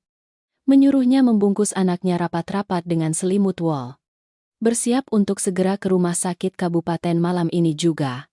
Ibu Fitri terkejut membelalakan mata bertanya kembali. Kepada ibuku. Dari Dusun Bukit Pinus ke rumah sakit kabupaten jaraknya 12 km jalan tanah. Sedang hujan badai gelap gulita. Naik sepeda saja bisa jatuh. Apalagi menarik gerobak. Pergi di tengah malam begini. Selain berbahaya bagi nyawa juga akan menjadi omongan warga desa. Ibuku menatap tajam Ibu Fitri. Ia menegaskan bahwa nyawa manusia adalah yang terpenting. Sedangkan omongan orang biarkan saja. Jika menunda sampai besok pagi, anak ini pasti akan meninggal di tangannya. Ia dengan tegas mendorong Ibu Fitri masuk ke kamar untuk mengambil popok. Sedangkan ia sendiri keluar ke halaman bersamaku. Dengan susah payah menarik gerobak keluar untuk bersiap-siap. Hujan deras menerpa wajah. Angin menerpa dengan kencang. Tetapi tangan dan kakiku terus bergerak. Aku menghamparkan lapisan jerami kering dengan sangat hati-hati. Melapisi dengan selimut tebal untuk menciptakan tempat tidur yang cukup hangat bagi anak itu. Ibuku mengenakan satu lapis sweater lagi untuk Mita. Membalut kepalanya rapat-rapat dengan syal. Hanya menyisakan 2 lubang hidung untuk bernapas. Ia menggendong anak itu dengan hati-hati meletakkannya di dalam gerobak.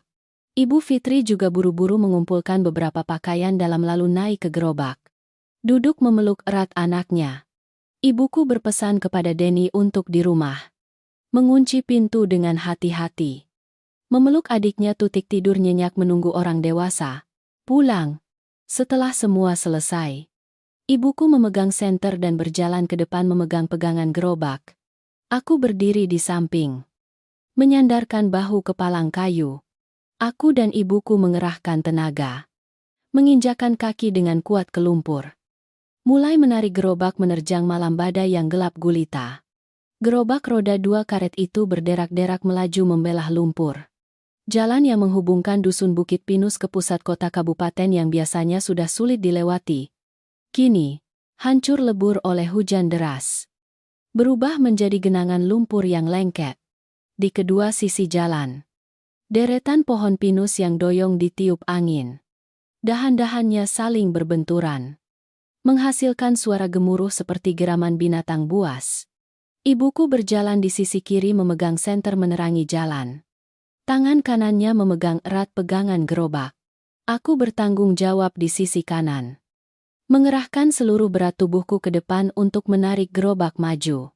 Lumpur menempel di ban gerobak semakin tebal membuat roda semakin berat. Ibu Fitri yang duduk di belakang. Sambil memeluk anaknya. Terus menangis. Sesekali mengulurkan tangan menyentuh dahi Mita untuk melihat apakah anak itu masih bernapas. Suara napas tersengal-sengal anak itu tenggelam di antara suara hujan yang menyedihkan. Angin utara yang menembus kerah bajuku membuatku terus-menerus merinding. Tetapi keringat di dahiku tetap mengucur deras membasahi kedua pelipis. Setelah berjalan sekitar 3 km sampai di tanjakan ladang yang terbakar. Gerobak mengalami masalah. Bagian jalan ini sedang diperbaiki sehingga tanahnya masih sangat lunak. Roda kanan tiba-tiba tergelincir ke lubang dalam yang penuh air. Gerobak miring ke satu sisi. Nyaris saja menjatuhkan Ibu Fitri dan Mita ke tanah. Ibu Fitri berteriak histeris. Tangannya mencengkeram erat sisi gerobak melindungi anaknya. Aku dan ibu cepat-cepat menginjak rem. Mengerahkan tangan untuk menahan gerobak agar tidak terguling. Aku menyuruh ibu memberikan senter kepadaku untuk menerangi. Sedangkan ibu dan Ibu Fitri turun dan mendorong dari belakang. Aku mundur beberapa langkah. Kedua tanganku mengangkat roda yang terperosok dalam lumpur. Lumpur dingin dan lengket menempel di kedua lenganku. Aku berteriak menghitung. 1, 2, 3. Ibu dan Ibu Fitri mengerahkan tenaga mendorong kuat dari belakang. Sedangkan aku mengangkat roda ke atas. Roda karet tergelincir dengan bunyi OH beberapa kali putaran lalu terangkat dari lubang air kotor. Kami menghela napas lega. Semua orang belepotan lumpur dari kepala hingga kaki. Ibuku tidak membiarkan gerobak beristirahat sebentar pun. Ia menyuruhku untuk segera melanjutkan menarik gerobak karena dahi Mita panas sekali seperti bara api merah. Ia menghibur Ibu Fitri. Menyuruhnya tetap tenang memeluk anaknya. karena bagian jalan yang paling sulit sudah terlewati. Sepanjang jalan, ibuku tidak berhenti berbicara untuk menjaga Ibu Fitri tetap sadar. Sekaligus memberinya petunjuk cara menekan lembut titik akupunktur di antara hidung dan bibir atas. Ketika melihat Mita menunjukkan tanda-tanda mata melotot dan kejang-kejang lagi, kehadiran ibuku yang teguh dan perintahnya yang tenang seperti obat penenang bagi ibu janda itu mengurangi sedikit kepanikannya. Kami terus berjalan dalam kegelapan malam. Kakiku pegal, bahuku bergesekan dengan palang kayu hingga merah. Tetapi aku tidak berani mengeluh sedikit pun. Melirik ke samping, ibuku juga sedang menggertakkan gigi menahan sakit. Ia sudah tua. Kesehatannya tidak lagi sekuat pemuda. Tetapi kasih sayangnya kepada orang lain telah memberinya kekuatan luar biasa. Aku dan ibuku bekerja sama dengan harmonis. Melewati setiap genangan lumpur. Menghindari setiap tumpukan batu di jalan. Lebih dari 1,5 jam berjuang dengan jalan yang sulit. Akhirnya, cahaya lampu listrik kekuningan dari pusat kota kabupaten tampak samar-samar di antara kabut malam. Jalan di depan sudah diaspal rata. Roda gerobak terlepas dari genangan lumpur dan melaju lebih lancar. Ibu Fitri bersorak gembira ketika melihat papan penunjuk arah ke rumah sakit umum kabupaten. Semua kelelahan seolah sirna. Aku mengangkat kembali palang kayu di bahuku. Mengerahkan seluruh kekuatanku untuk berlari di langkah-langkah terakhir. Tetapi tepat ketika harapan paling bersinar, sebuah kejadian tak terduga tiba-tiba menghalangi jalan kami tepat di tengah persimpangan yang sepi. Ketika gerobak kami baru saja berbelok di persimpangan untuk langsung menuju gerbang rumah sakit. Dari dalam warung sate anjing Namdong di pinggir jalan terdengar suara gaduh. Warung makan itu saat itu adalah tempat kumpul-kumpul yang biasa bagi para pemuda nakal di daerah itu. Meskipun sudah lewat tengah malam, di dalamnya masih terang benderang dan bau arak beras menyengat. Sekelompok 3 pria baru saja keluar dari pintu warung. Berjalan sempoyongan. Orang yang paling depan tidak lain adalah Rahmat. Orang yang pernah mengintai rumah Ibu Fitri bersama Tono di malam purnama dulu. Rahmat memegang botol arak yang sudah setengah diminum. Tangan yang lain memegang senter 5 baterai yang besar. Mendengar suara roda gerobak yang berderak-derak mendekat, ia menyalakan senter langsung ke wajahku dan ibu. Cahaya yang menyilaukan membuatku silau. Harus mengangkat tangan untuk menutupi mata. Mengenali orang yang dikenal dari dusun Bukit Pinus. Rahmat tertawa terbahak-bahak. Ia menunjuk ke arah gerobak. Melangkah dengan sempoyongan ke depan. Menghalangi tepat di depan gerobak. 2 pemuda yang bersamanya juga ikut-ikutan. Merentangkan tangan menghalangi jalan. Mulut mereka mengeluarkan bau arak yang menyengat. Rahmat menyeringai. Melontarkan kata-kata mengejek yang cabul. Ia mengatakan, "Malam-malam buta seperti ini. Hujan badai begini. Ibu dan anak keluarga, Ibu Dewi sedang berakting apa lagi?" Ia mendekat ke sisi gerobak. Menyalakan senter ke wajah Ibu Fitri yang sedang memeluk anaknya yang terbungkus selimut. Matanya bersinar menunjukkan ekspresi licik. Ia menepuk-nepuk pahanya keras-keras memfitnah. Mengatakan bahwa aku sedang mengantar anak gadis janda yang kabur ikut pria. Ia bahkan mengarang cerita. Mengatakan bahwa mungkin karena disembunyikan terlalu lama sehingga sekarang melahirkan di gerobak dan diam-diam dibawa pergi untuk dibuang.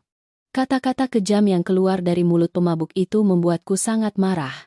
Aku melepaskan pegangan gerobak.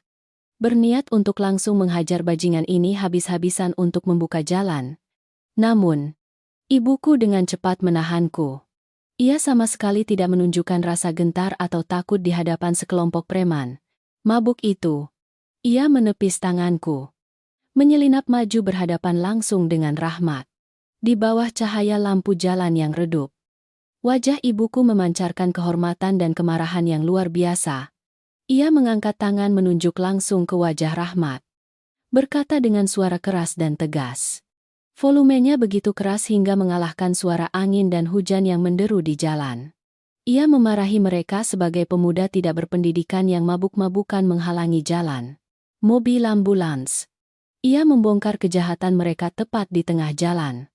Ia mengatakan anak yang terbaring di gerobak sedang sekarat karena pneumonia akut.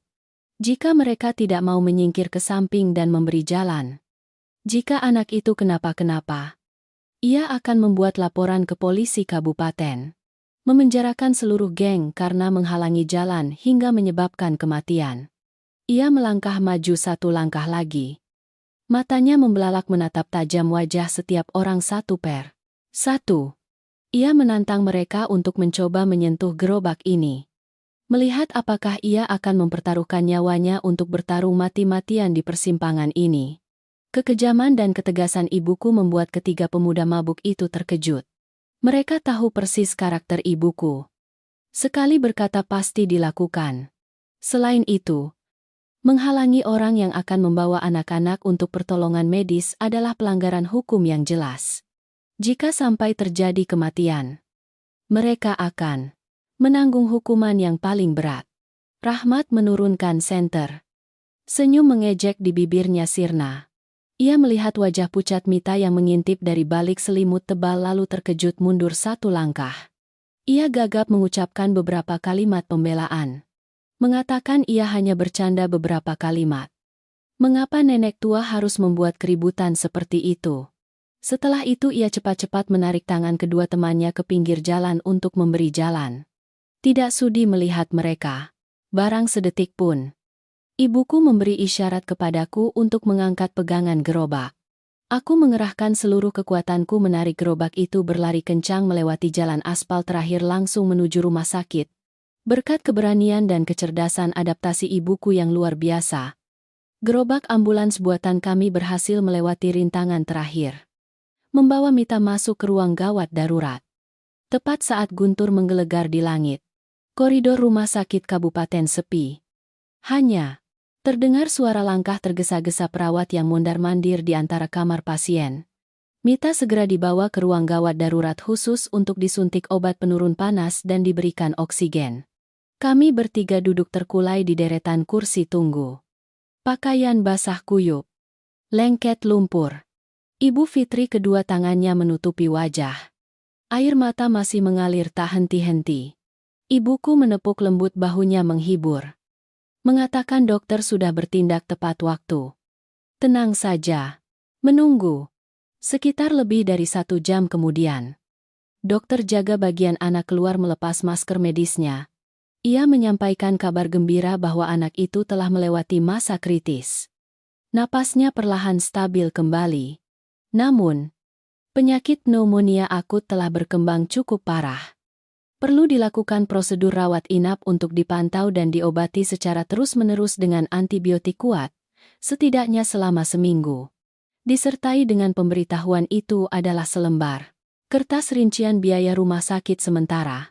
Ibu Fitri menerima kertas itu. Kedua tangannya gemetar melihat angka 500.00 rupiah tertulis jelas di kertas.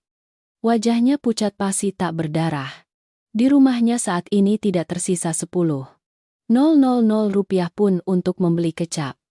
Dari mana ia akan mendapatkan uang sebesar itu untuk membayar rumah sakit? Ia berbalik menatap ibuku. Wajahnya menunjukkan ketidakberdayaan dan keputusasaan yang luar biasa. Ibuku dengan tenang mengambil kertas itu dari tangan Ibu Fitri. Ia menyuruhnya masuk ke kamar memeluk anaknya. Soal uang biarlah ia yang urus. Aku dengan ragu bertanya kepada ibu. Dari mana uangnya sekarang? Ibuku tidak langsung menjawab. Ia menarikku ke sudut tangga yang tersembunyi dari pandangan orang. Di sana. Ia berbalik. Mengulurkan tangan membuka saku bagian dalam bajunya. Melepaskan peniti. Membungkus erat sebuah bungkusan kain kecil yang robek. Ia dengan hati-hati membuka setiap lapisan kain. Lalu selembar nilon yang membungkus rapat. Di dalamnya ada setumpuk uang receh dengan berbagai pecahan dari 2. Ling ling ling. 00 hingga 10. Ling ling ling. Ashe. Ling ling ling. Uang kertas itu sudah lusuh dan kusut. Ada yang bahkan direkatkan kembali dengan selotip bening secara hati-hati. Ia merapikan lembaran uang itu dan menyelipkannya ke tanganku. Ia mengatakan bahwa ini adalah seluruh modal yang ia kumpulkan dengan susah payah selama 2 tahun. Dari hasil menjual setiap ikat sayuran, lusin telur ayam, hingga babi yang siap panen. Menjelang Lebaran, ia menyembunyikannya dengan rapat di dasar peti untuk berjaga-jaga.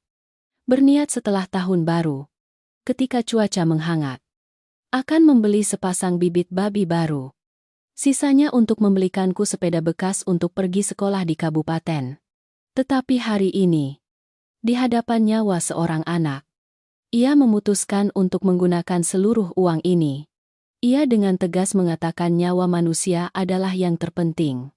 Uang adalah benda duniawi.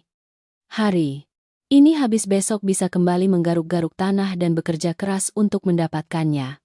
Tetapi jika manusia meninggal, tidak ada cara untuk menghidupkannya kembali. Memegang setumpuk uang receh yang tebal yang masih membawa kehangatan dari tubuh ibu, hatiku dipenuhi dengan rasa hormat, bercampur iba yang tak terbatas. Aku mengerti bahwa uang-uang ini telah dibasahi oleh keringat dan air mata kerja keras wanita petani yang sederhana itu. Setiap uang receh menyimpan harapan akan kehidupan yang lebih baik. Terpaksa ditunda untuk memberi jalan bagi kasih sayang kepada sesama. Aku mengangguk. Bergegas turun ke loket pembayaran rumah sakit di lantai dasar untuk membayar seluruh 500 miliar rupiah, sesuai permintaan dokter. Berkat suntikan antibiotik terbaik yang tepat waktu, Mita telah sepenuhnya lolos dari maut. Anak itu tertidur lelap dengan tenang di ranjang rumah sakit. Napasnya teratur, tidak lagi tersengal-sengal, seperti saat di rumah. Sekitar 3 hari kemudian, ketika kondisi kesehatan Mita sudah stabil, ibuku menyuruhku untuk mendorong gerobak kembali ke dusun Bukit Pinus terlebih dahulu. Ia menugaskanku di rumah untuk mengurus kebun, memberi makan babi dan ayam tepat waktu, serta menjaga Denny dan Tutik. Sedangkan ia akan tinggal di rumah sakit membantu Ibu Fitri merawat Mita sampai dokter mengizinkan pulang. Ketika aku baru saja membawa gerobak kembali ke ujung gang rumahku, suasana aneh menyelimutiku. Kerumunan di tepi sumur secara otomatis menyingkir, menunjuk-nunjuk dan berbisik-bisik. Ibu Ratna entah dari mana berlari mendekat bertanya kepadaku, di mana aku mengantar Ibu Fitri melahirkan. Ternyata tepat di malam badai itu, Rahmat setelah dimarahi ibuku, dengan kesal kembali ke desa dan menyebarkan gosip kemana-mana. Ia menyebarkan rumor bahwa ia sendiri melihat aku dan ibuku mendorong gerobak mengantar Ibu Fitri ke rumah sakit kabupaten untuk melahirkan anak haram di malam hujan. Anak buah keluarga Pak Kiki, ketua dusun, memanfaatkan kesempatan ini untuk memperkeruh suasana, menyebarkan desas-desus bahwa bayi itu adalah anakku. Karena disembunyikan terlalu lama sehingga sekarang harus diam-diam dibawa pergi untuk diselesaikan. Cerita itu, melalui mulut orang-orang jahat, dibelokkan menjadi sandiwara amoral yang keji. Aku sangat marah sampai ingin mengambil pikulan dan menghancurkan rumah Pak Kiki. Tetapi tepat pada saat itu, pesan ibuku sebelum aku meninggalkan rumah sakit kembali terngiang jelas di benakku. Ia berkata, nanti pasti akan mendengar gosip-gosip jahat di desa. Tetapi aku sama sekali tidak boleh berdebat. Tidak boleh menjelaskan kepada siapapun. Semakin banyak menjelaskan, mereka akan semakin menggunakan itu untuk berbuat semena-mena, membuat masalah semakin runyam. Ia berpesan kepadaku agar tetap bersikap dingin, mengabaikan semua fitnah dan tetap beraktivitas normal seolah tidak terjadi apa-apa. Jebakan kita sudah dipasang sejak awal. Tinggal menunggu waktu yang tepat untuk menangkap tikus-tikus kotor itu. Mengingat pesan ibu, aku menahan kemarahan yang mendidih di dadaku. Diam-diam mendorong gerobak masuk ke halaman lalu mengunci erat gerbang kayu. Membiarkan gosip-gosip jahat itu melayang di luar pagar. Mengabaikan semua rumor yang beredar di dusun Bukit Pinus. Aku tetap mengikuti pesan ibu. Setiap hari secara teratur membawa makanan ke rumah Denny dan saudara-saudaranya. Merawat babi dan ayam dengan baik. Pak Kiki dan anaknya melihatku diam saja semakin senang. Mengira keluargaku sudah ketakutan dan malu sehingga tidak berani bersuara. Tono beberapa kali sengaja melewati gang rumahku. Bersiul mengejek. Tetapi aku selalu berpura-pura tidak melihat. Sebenarnya dalam hati aku sangat gelisah. Aku tidak tahu rencana apa yang sedang ibuku susun sehingga ia menyuruhku bersabar begitu lama. Kebenaran baru terungkap pada siang hari 3 hari kemudian. Hari itu aku sedang menggotong cangkul pulang dari kebun ketika melihat seluruh desa gaduh. Sebuah mobil UAZ berwarna hijau lumut dengan plat nomor dinas pemerintah kabupaten perlahan-lahan melaju di jalan tanah langsung masuk ke halaman balai desa. Desa miskin ini jarang sekali didatangi mobil. Sehingga anak-anak dan orang dewasa semua berhamburan keluar menonton ramai seperti pesta. 4 pria mengenakan kemeja putih membawa tas kerja hitam turun dari mobil. Penampilan mereka sangat serius dan profesional. Pria yang paling tua dalam rombongan itu berjalan ke arah sumur. Melambaikan tangan memanggilku. Ia bertanya arah ke rumah Pak Kiki. Ketua dusun sekaligus sekretaris desa Bukit Pinus. Aku dengan hati-hati menunjuk ke arah rumah berdinding bata dengan gerbang kayu jati terbesar di desa. Ia mengangguk berterima kasih lalu berniat berbalik pergi. Tiba-tiba sebuah ide terlintas di benakku. Aku mengerahkan seluruh keberanianku memanggilnya kembali, bertanya apakah para pejabat turun ke desa ada urusan apa. Pria itu menatapku sekilas. Melihat penampilanku yang sederhana sebagai petani muda lalu tersenyum ramah. Ia mengatakan bahwa tim inspeksi kabupaten menerima laporan anonim dari warga. Hari ini mereka turun untuk memverifikasi dan mengklarifikasi pelanggaran-pelanggaran yang dilakukan oleh pengurus desa. Mendengar 2 kata laporan pengaduan, pikiranku tiba-tiba menjadi cerah. Semua potongan puzzle yang terpisah dalam rentetan kejadian tiba-tiba cocok satu sama lain dengan sempurna. Ternyata lebih dari 10 hari yang lalu.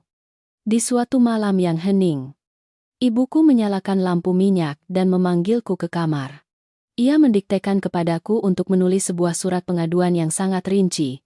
Surat pengaduan itu tidak menggunakan nama asli tetapi merinci setiap bukti pelanggaran yang dilakukan oleh Pak Kiki dan anaknya.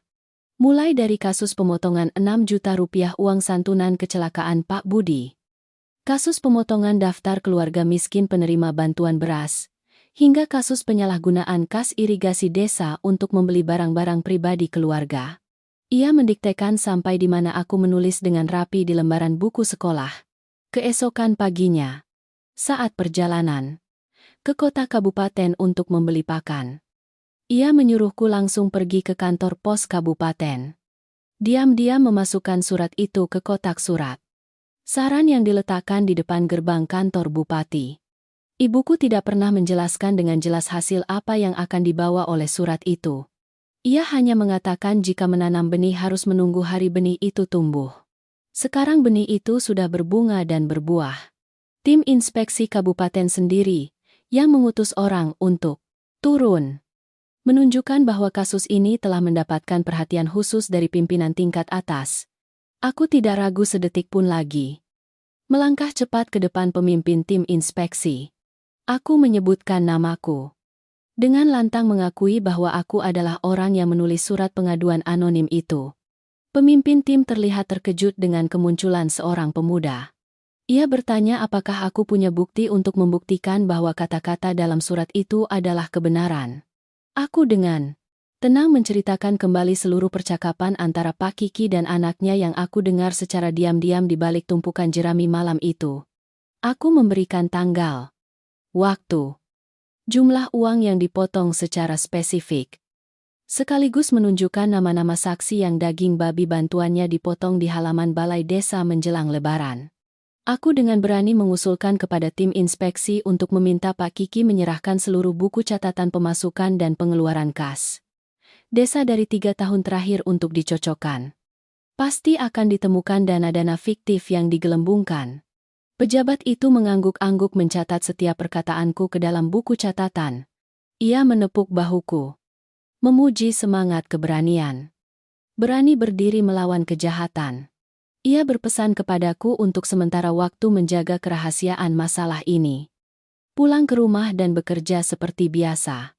Kapanpun dibutuhkan untuk konfrontasi, tim inspeksi akan memanggilku ke kantor kecamatan. Aku mengangguk dan melihat bayangan mobil UAZ itu menjauh ke arah rumah Pak Kiki. Hatiku terasa sangat ringan.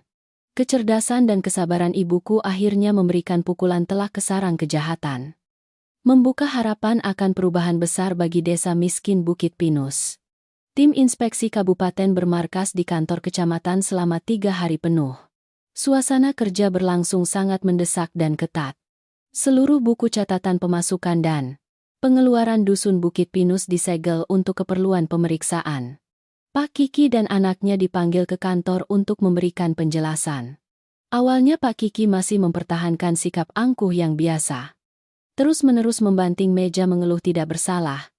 Berteriak keras menuduh ada orang yang iri hati mengarang cerita untuk mencelakakan pejabat desa.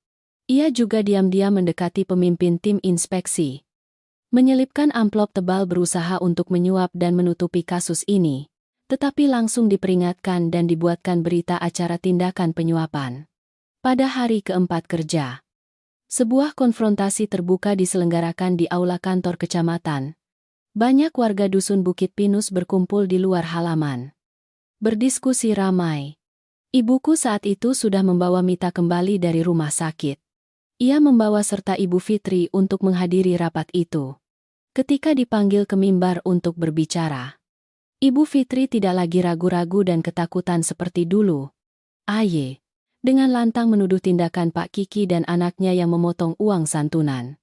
Sebagai bukti kuat, Ibu Fitri membuka kancing baju di dadanya, mengeluarkan selembar surat keterangan santunan kecelakaan kerja yang telah distempel merah oleh perusahaan tambang. Ini adalah surat yang sempat disembunyikan oleh teman Pak Budi yang bekerja di tambang dan diam-diam diserahkan langsung kepada Ibu Fitri sebelum ia meninggal. Ia telah mengikuti saran ibuku, menyembunyikan surat ini di dasar peti, menunggu hari untuk diungkapkan. Angka 10 juta rupiah yang tertulis jelas di surat itu, seperti tamparan keras di wajah ketua dusun yang tamak. Dengan bukti yang tidak bisa dibantah. Wajah Pak Kiki pucat pasi. Keringat mengucur deras seperti mandi. Ia tergagap-gagap berusaha membela diri. Tetapi pejabat inspektur telah membanting tumpukan berkas ke meja. Memintanya diam. Melalui proses pemeriksaan, tim inspeksi juga menemukan serangkaian pelanggaran berat lainnya. Kas dana irigasi desa mengalami defisit serius. Jatah bantuan beras untuk keluarga miskin menjelang Lebaran dipotong. Dijual untuk dibagi-bagi uang. Kebenaran yang terungkap membuat para petani yang selama ini pasrah tiba-tiba meledak kemarahan. Banyak warga dengan berani berdiri melaporkan lebih banyak lagi pungutan liar yang tidak masuk akal. Serta pemukulan dan ancaman yang dilakukan oleh Tono. Putusan untuk kejahatan itu dilaksanakan dengan cepat dan tegas. Pak Kiki langsung dicopot dari jabatan ketua dusun sekaligus sekretaris desa. Sekaligus menerima keputusan pemecatan dari partai. Aparat berwenang memaksa keluarganya untuk segera membayar kembali 6 juta rupiah uang santunan kepada Ibu Fitri beserta seluruh dana kas desa yang telah digelapkan. Sedangkan untuk Tono, tuduhan fitnah, mengganggu ketertiban umum, dan adanya indikasi pemerasan harta, sudah cukup memenuhi unsur tindak pidana. Polisi setempat segera datang dan memborgolnya tepat di aula.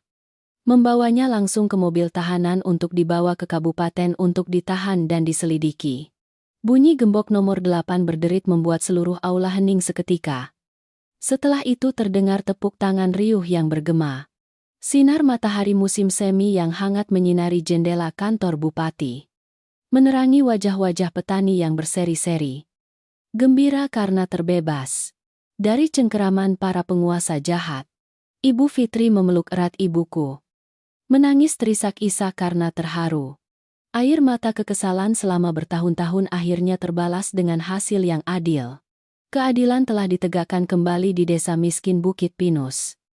Membuktikan kebenaran yang tidak pernah berubah. Kejahatan, seberapa licik dan kejamnya pun, tidak akan pernah bisa mengalahkan kebenaran dan cahaya keadilan. Setelah pertemuan yang menegangkan di kantor kecamatan, suasana di dusun Bukit Pinus terasa lega. Ringan luar biasa. Berkat intervensi tegas dari tim inspeksi kabupaten, prosedur pengembalian uang santunan berjalan sangat cepat. Pak Kiki terpaksa membongkar celengan babi. Menguras seluruh tabungan di rumah untuk menyerahkan 6 juta rupiah tunai kepada pemerintah desa. Tepat sore itu, pejabat desa menyerahkan langsung uang santunan kecelakaan kerja itu kepada Ibu Fitri. Memegang setumpuk uang besar di tangan, Ibu Fitri merasa senang sekaligus sedih. Kedua tangannya gemetar hebat. Ini bukan hanya lembaran uang biasa, melainkan keringat, darah, dan nyawa Pak Budi yang ditukarkan. Juga merupakan pelampung penyelamat satu-satunya yang membantu ibu dan ketiga anaknya lolos dari kelaparan dan kedinginan. Begitu melewati gerbang kantor kecamatan, Ibu Fitri tidak langsung pulang ke rumahnya, melainkan menuntun ketiga anaknya berbelok ke halaman rumahku. Mita saat ini sudah sehat kembali. Digendong Denny di punggung. Pipinya sudah merona merah. Tidak lagi pucat pasi seperti malam ia dibawa ke rumah sakit. Tutik berlarian di belakang, melihat ibuku sedang mengupas ubi jalar di teras sumur. Ibu Fitri dengan cepat mendekat, menjatuhkan kedua tangannya, berniat berlutut di lantai keramik merah untuk berterima kasih. Ia menangis terisak-isak, mengatakan bahwa jasa Ibu Dewi menyelamatkan nyawa. Ibu dan anak-anaknya di kehidupan ini menjadi sapi atau kuda pun tidak akan bisa membalasnya. Jika tidak ada karung beras yang diselundupkan di tengah malam, tidak ada perjalanan gerobak yang ditarik di tengah badai, tidak ada surat pengaduan yang berani itu, maka pasti ketiga anak ini sudah tewas di jalan. Sedangkan dirinya sendiri juga akan ditindas hingga hancur nama baiknya. Ibuku melihat itu cepat-cepat meletakkan pisau dan berlari mendekat, mengangkat ketiak Ibu Fitri dan membangunkannya. Ia dengan tegas tidak mengizinkan Ibu Fitri berlutut di hadapannya. Ia menepuk lembut bahu wanita janda yang banyak mengalami kesulitan itu. Suaranya lembut, tetapi penuh ketegasan. Ia menyuruh Ibu Fitri berdiri tegak dan hidup. Di masa sulit dan bencana, saling membantu apa yang bisa dibantu. Tidak perlu berlutut kepada siapapun. Ia berpesan kepada Ibu Fitri untuk mengambil uang ini. Pertama-tama melunasi semua utang di agen pupuk agar tidak ada yang menagih. Sisanya membeli beberapa pasang bibit babi untuk dipelihara di kandang. Hemat dalam pengeluaran agar masih bisa membayar biaya sekolah untuk Denny dan Tutik. Dorongan dari ibuku membuat Ibu Fitri sedikit berkurang rasa sedihnya. Ia menyeka air mata, mengangguk, mengingat setiap nasihat yang diberikan. Keesokan harinya, cuaca di Dusun Bukit Pinus terasa lebih hangat. Butiran hujan musim semi bertebaran di pohon mindi di depan gang. Untuk pertama kalinya sejak suaminya meninggal, warga desa melihat Ibu Fitri membawa keranjang berjalan kaki sampai ke pasar mingguan di kota kabupaten. Ia membeli sepotong daging sandung lamur yang segar. Daging dan lemaknya seimbang. Membeli selusin telur bebek, beberapa buah kelapa segar, dan seikat sayur sawi hijau yang segar. Sesampai di rumah, ia sibuk di dapur sepanjang sore. Asap dapur yang mengepul melalui atap daun tidak lagi berbau hangus seperti panci ubi pisang rebus, melainkan bau harum masakan semur daging babi yang gurih menyebar ke seluruh desa. Menjelang senja, Ibu Fitri membawa sepiring penuh makanan lengkap ke rumahku. Dengan hati-hati mengundang aku dan ibuku untuk makan bersama. Di atas nampan aluminium yang sudah usang ada semangkuk sup sawi hijau rebus jahe yang hangat, sepiring asinan bawang, dan sepanci tanah liat semur daging babi berwarna coklat kemerahan yang sangat menggoda. Kami berkumpul di sekitar meja makan di ruang utama. Makan malam berlangsung meriah dengan suara tawa anak-anak. Denny mengambil sepotong daging berlemak dan memasukkannya ke mulut, mengunyah dengan lahap.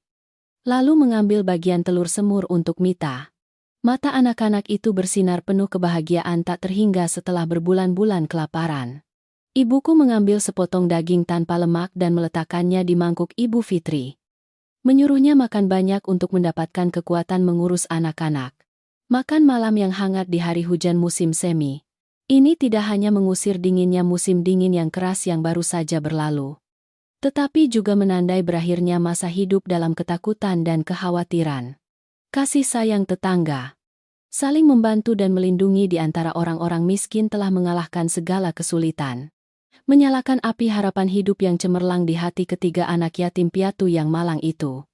Sementara keluargaku dan Ibu Fitri serta anak-anaknya sedang berkumpul menikmati kedamaian. Di sisi lain desa, keluarga Pak Kiki tenggelam dalam rasa malu dan keputusasaan. Kehilangan jabatan ketua dusun sekaligus sekretaris desa. Pak Kiki juga kehilangan seluruh kekuasaan untuk memanipulasi warga desa selama ini. Keharusan menguras seluruh harta di rumah untuk membayar ganti rugi menyebabkan ekonomi keluarganya merosot drastis. Yang lebih menyakitkan lagi adalah anak laki-laki tunggalnya ditangkap polisi dan ditahan menunggu hari persidangan. Dari keluarga yang paling berkuasa di dusun Bukit Pinus. Kemanapun pergi, selalu ada yang hormat dan patuh. Kini Pak Kiki menjadi duri dalam mata semua orang. Keluar rumah dihindari dan diejek warga desa. Tidak tahan dengan guncangan kehilangan kekuasaan dan hancurnya nama baik. Pak Kiki menjadi putus asa. Sepanjang hari tenggelam dalam minuman keras. Ia tidak lagi mempertahankan penampilan sok terhormat sebagai pejabat desa. Melainkan berubah menjadi pecandu alkohol yang menyedihkan. Sore itu, saat senja baru tiba. Setelah menghabiskan setengah botol arak beras, efek arak merasuk ke otaknya, membuatnya kehilangan akal sehat. Rasa benci dan dendam melonjak membutakan matanya. Ia memecahkan setengah botol kaca. Menggenggam erat bagian leher botol yang bergerigi tajam di tangannya. Berjalan sempoyongan keluar rumah. Targetnya tidak lain adalah rumah Ibu Fitri dan rumah aku serta ibuku. Ia berjalan sambil mengumpat-umpat di sepanjang jalan gang desa. Ia berteriak marah. Menyalahkan Ibu Fitri dan Ibu Dewi yang telah bersekongkol menghancurkan keluarganya. Sampai di depan gerbang rumah Ibu Fitri. Ia menginjak kuat-kuat pintu bambu hingga terlepas dan jatuh ke tanah. Ia langsung menerobos masuk ke halaman tanah yang dipadatkan. Mengayunkan pecahan botol dan menghancurkan gentong keramik berisi air hujan yang diletakkan di sudut halaman. Suara gemerincing keras memecah keheningan sore hari. Ketiga, anak yang sedang bermain di dalam rumah mendengar suara keras itu lalu ketakutan berteriak. Merangkak masuk ke bawah tempat tidur untuk bersembunyi. Ibu Fitri terkejut berlari ke pintu bermaksud menghalangi. Tetapi Pak Kiki langsung menodongkan pecahan botol ke wajahnya. Ia berteriak mengancam akan membunuh seluruh keluarga Ibu Fitri. Lalu pergi membunuh aku dan ibuku untuk membalaskan dendam Tono yang sedang berada di penjara. Kegarangan dan kegilaan orang yang terpojok itu sangat menakutkan.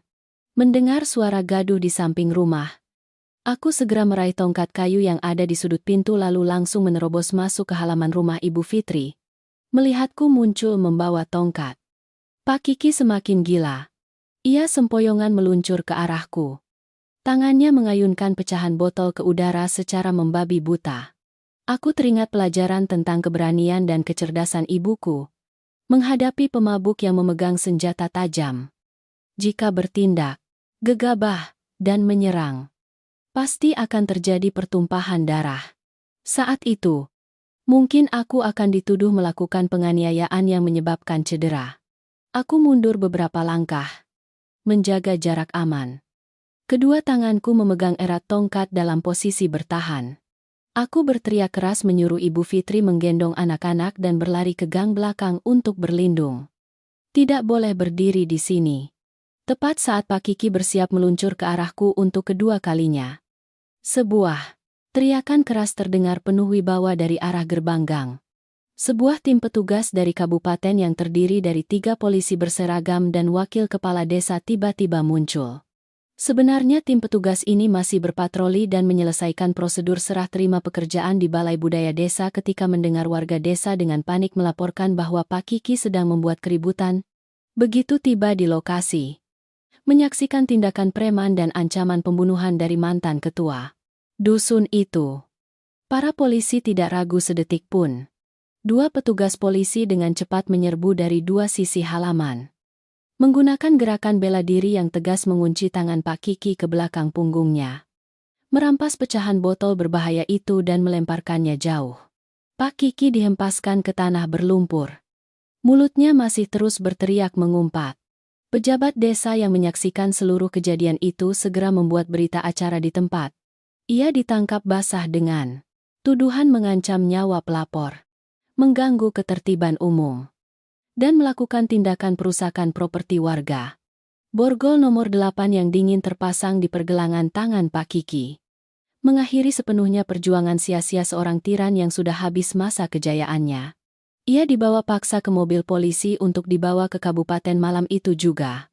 Kekuasaan semena-mena keluarga Pak Kiki telah resmi dicabut sampai ke akarnya.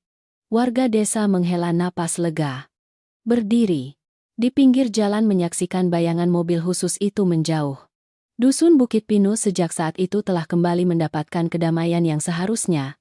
Bayangan ketakutan terakhir juga telah sirna di bawah cahaya hukum dan keberanian orang-orang baik. Hujan deras yang berkepanjangan di musim dingin yang keras itu akhirnya berlalu, digantikan oleh cuaca musim semi yang hangat. Dusun Bukit Pinus mulai berubah dan berkembang. Bedeng-bedeng sawi hijau di belakang rumah tumbuh subur. Bunga mindi mekar ungu di seluruh sudut gang. Warga desa mengadakan rapat di balai desa untuk memilih ketua dusun yang baru. Kali ini semua orang sepakat memilih Pak Nana, seorang veteran perang yang ramah, adil dan selalu antusias dengan pekerjaan umum. Bersamaan dengan pergantian pengurus baru. Berkat sedikit pendidikan dasar yang kumiliki hingga lulus sekolah menengah, aku dipercaya oleh warga untuk menjabat sebagai bendahara desa. Pemerintah kecamatan bahkan berjanji bulan depan akan mengutusku ke kabupaten untuk mengikuti pelatihan manajemen keuangan jangka pendek agar bisa melayani desa dengan lebih baik. Kemajuan tidak hanya datang pada diriku sendiri, tetapi juga meliputi keluarga kecil kami di sebelah. Di malam purnama bulan ketiga tahun itu, ibuku memutuskan untuk menyiapkan hidangan sesajen untuk leluhur yang sangat lengkap. Di atas meja altar kayu nangka, asap dupa mengepul. Ibuku dengan hikmat menyalakan 3 batang dupa. Berdoa berbisik melaporkan kepada leluhur dan suami tercinta tentang perubahan dalam keluarga. Tepat setelah upacara, ibuku secara resmi mengangkat Ibu Fitri sebagai anak angkat di hadapan ketua dusun baru dan beberapa orang tua di desa. Ibu Fitri terharu meneteskan air mata. Dengan tangannya sendiri menuangkan teh untuk ibuku. Panggilan ibu yang diucapkannya terdengar sesak tetapi penuh ketulusan. Deni juga dibelikan tas sekolah baru dari kain kanvas. Dengan bangga membawa tasnya pergi ke sekolah desa bersama teman-teman seusianya. Tutik dan Mita dibelikan 2 setel pakaian bermotif bunga kecil-kecil oleh ibuku. Berlarian dengan gembira di seluruh halaman. Malam sebelum aku berangkat ke kabupaten untuk sekolah, desa sudah tenggelam dalam tidur yang tenang. Aku dan ibuku duduk di teras rumah minum secangkir teh hijau yang baru dipetik di pagar. Cahaya bulan musim semi bersinar terang benderang menerangi wajah ibuku yang ramah. Ia menepuk lembut bahuku. Matanya mengandung kepercayaan dan kebanggaan. Ia berpesan kepadaku agar besok pergi sekolah di kabupaten harus berusaha menyerap ilmu. Melakukan apapun harus dengan hati nurani sebagai dasar. Ia dengan merenung mengulang kembali seluruh cerita yang telah berlalu sebagai pelajaran inti agar aku bawa sebagai bekal menjalani hidup. Ia berkata, sebagai manusia yang hidup di dunia ini, hal yang paling berharga adalah kebaikan hati dan rasa syukur. Hidup harus tahu berterima kasih. Jika orang membantu kita saat lapar, kita harus membalasnya dengan seluruh ketulusan hati. Namun ia menekankan bahwa kebaikan tidak berarti kelemahan atau sikap pasrah dan menerima begitu saja. Kebaikan jika dipamerkan pada waktu dan tempat yang salah akan mudah dimanfaatkan dan diinjak-injak oleh orang jahat. Ibuku menggenggam erat tanganku.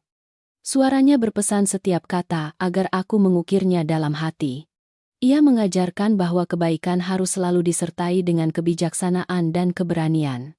Ketika menghadapi kejahatan, jangan impulsif menggunakan kekerasan, tetapi harus tahu menggunakan strategi, tahu mengumpulkan bukti, dan meminta bantuan kekuatan hukum untuk melindungi diri sendiri dan orang-orang lemah di sekitar.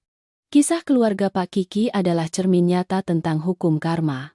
Siapa menabur angin pasti menuai badai. Aku mendengarkan dengan seksama. Mengangguk mengakui setiap ajaran berharga dari ibu petani itu.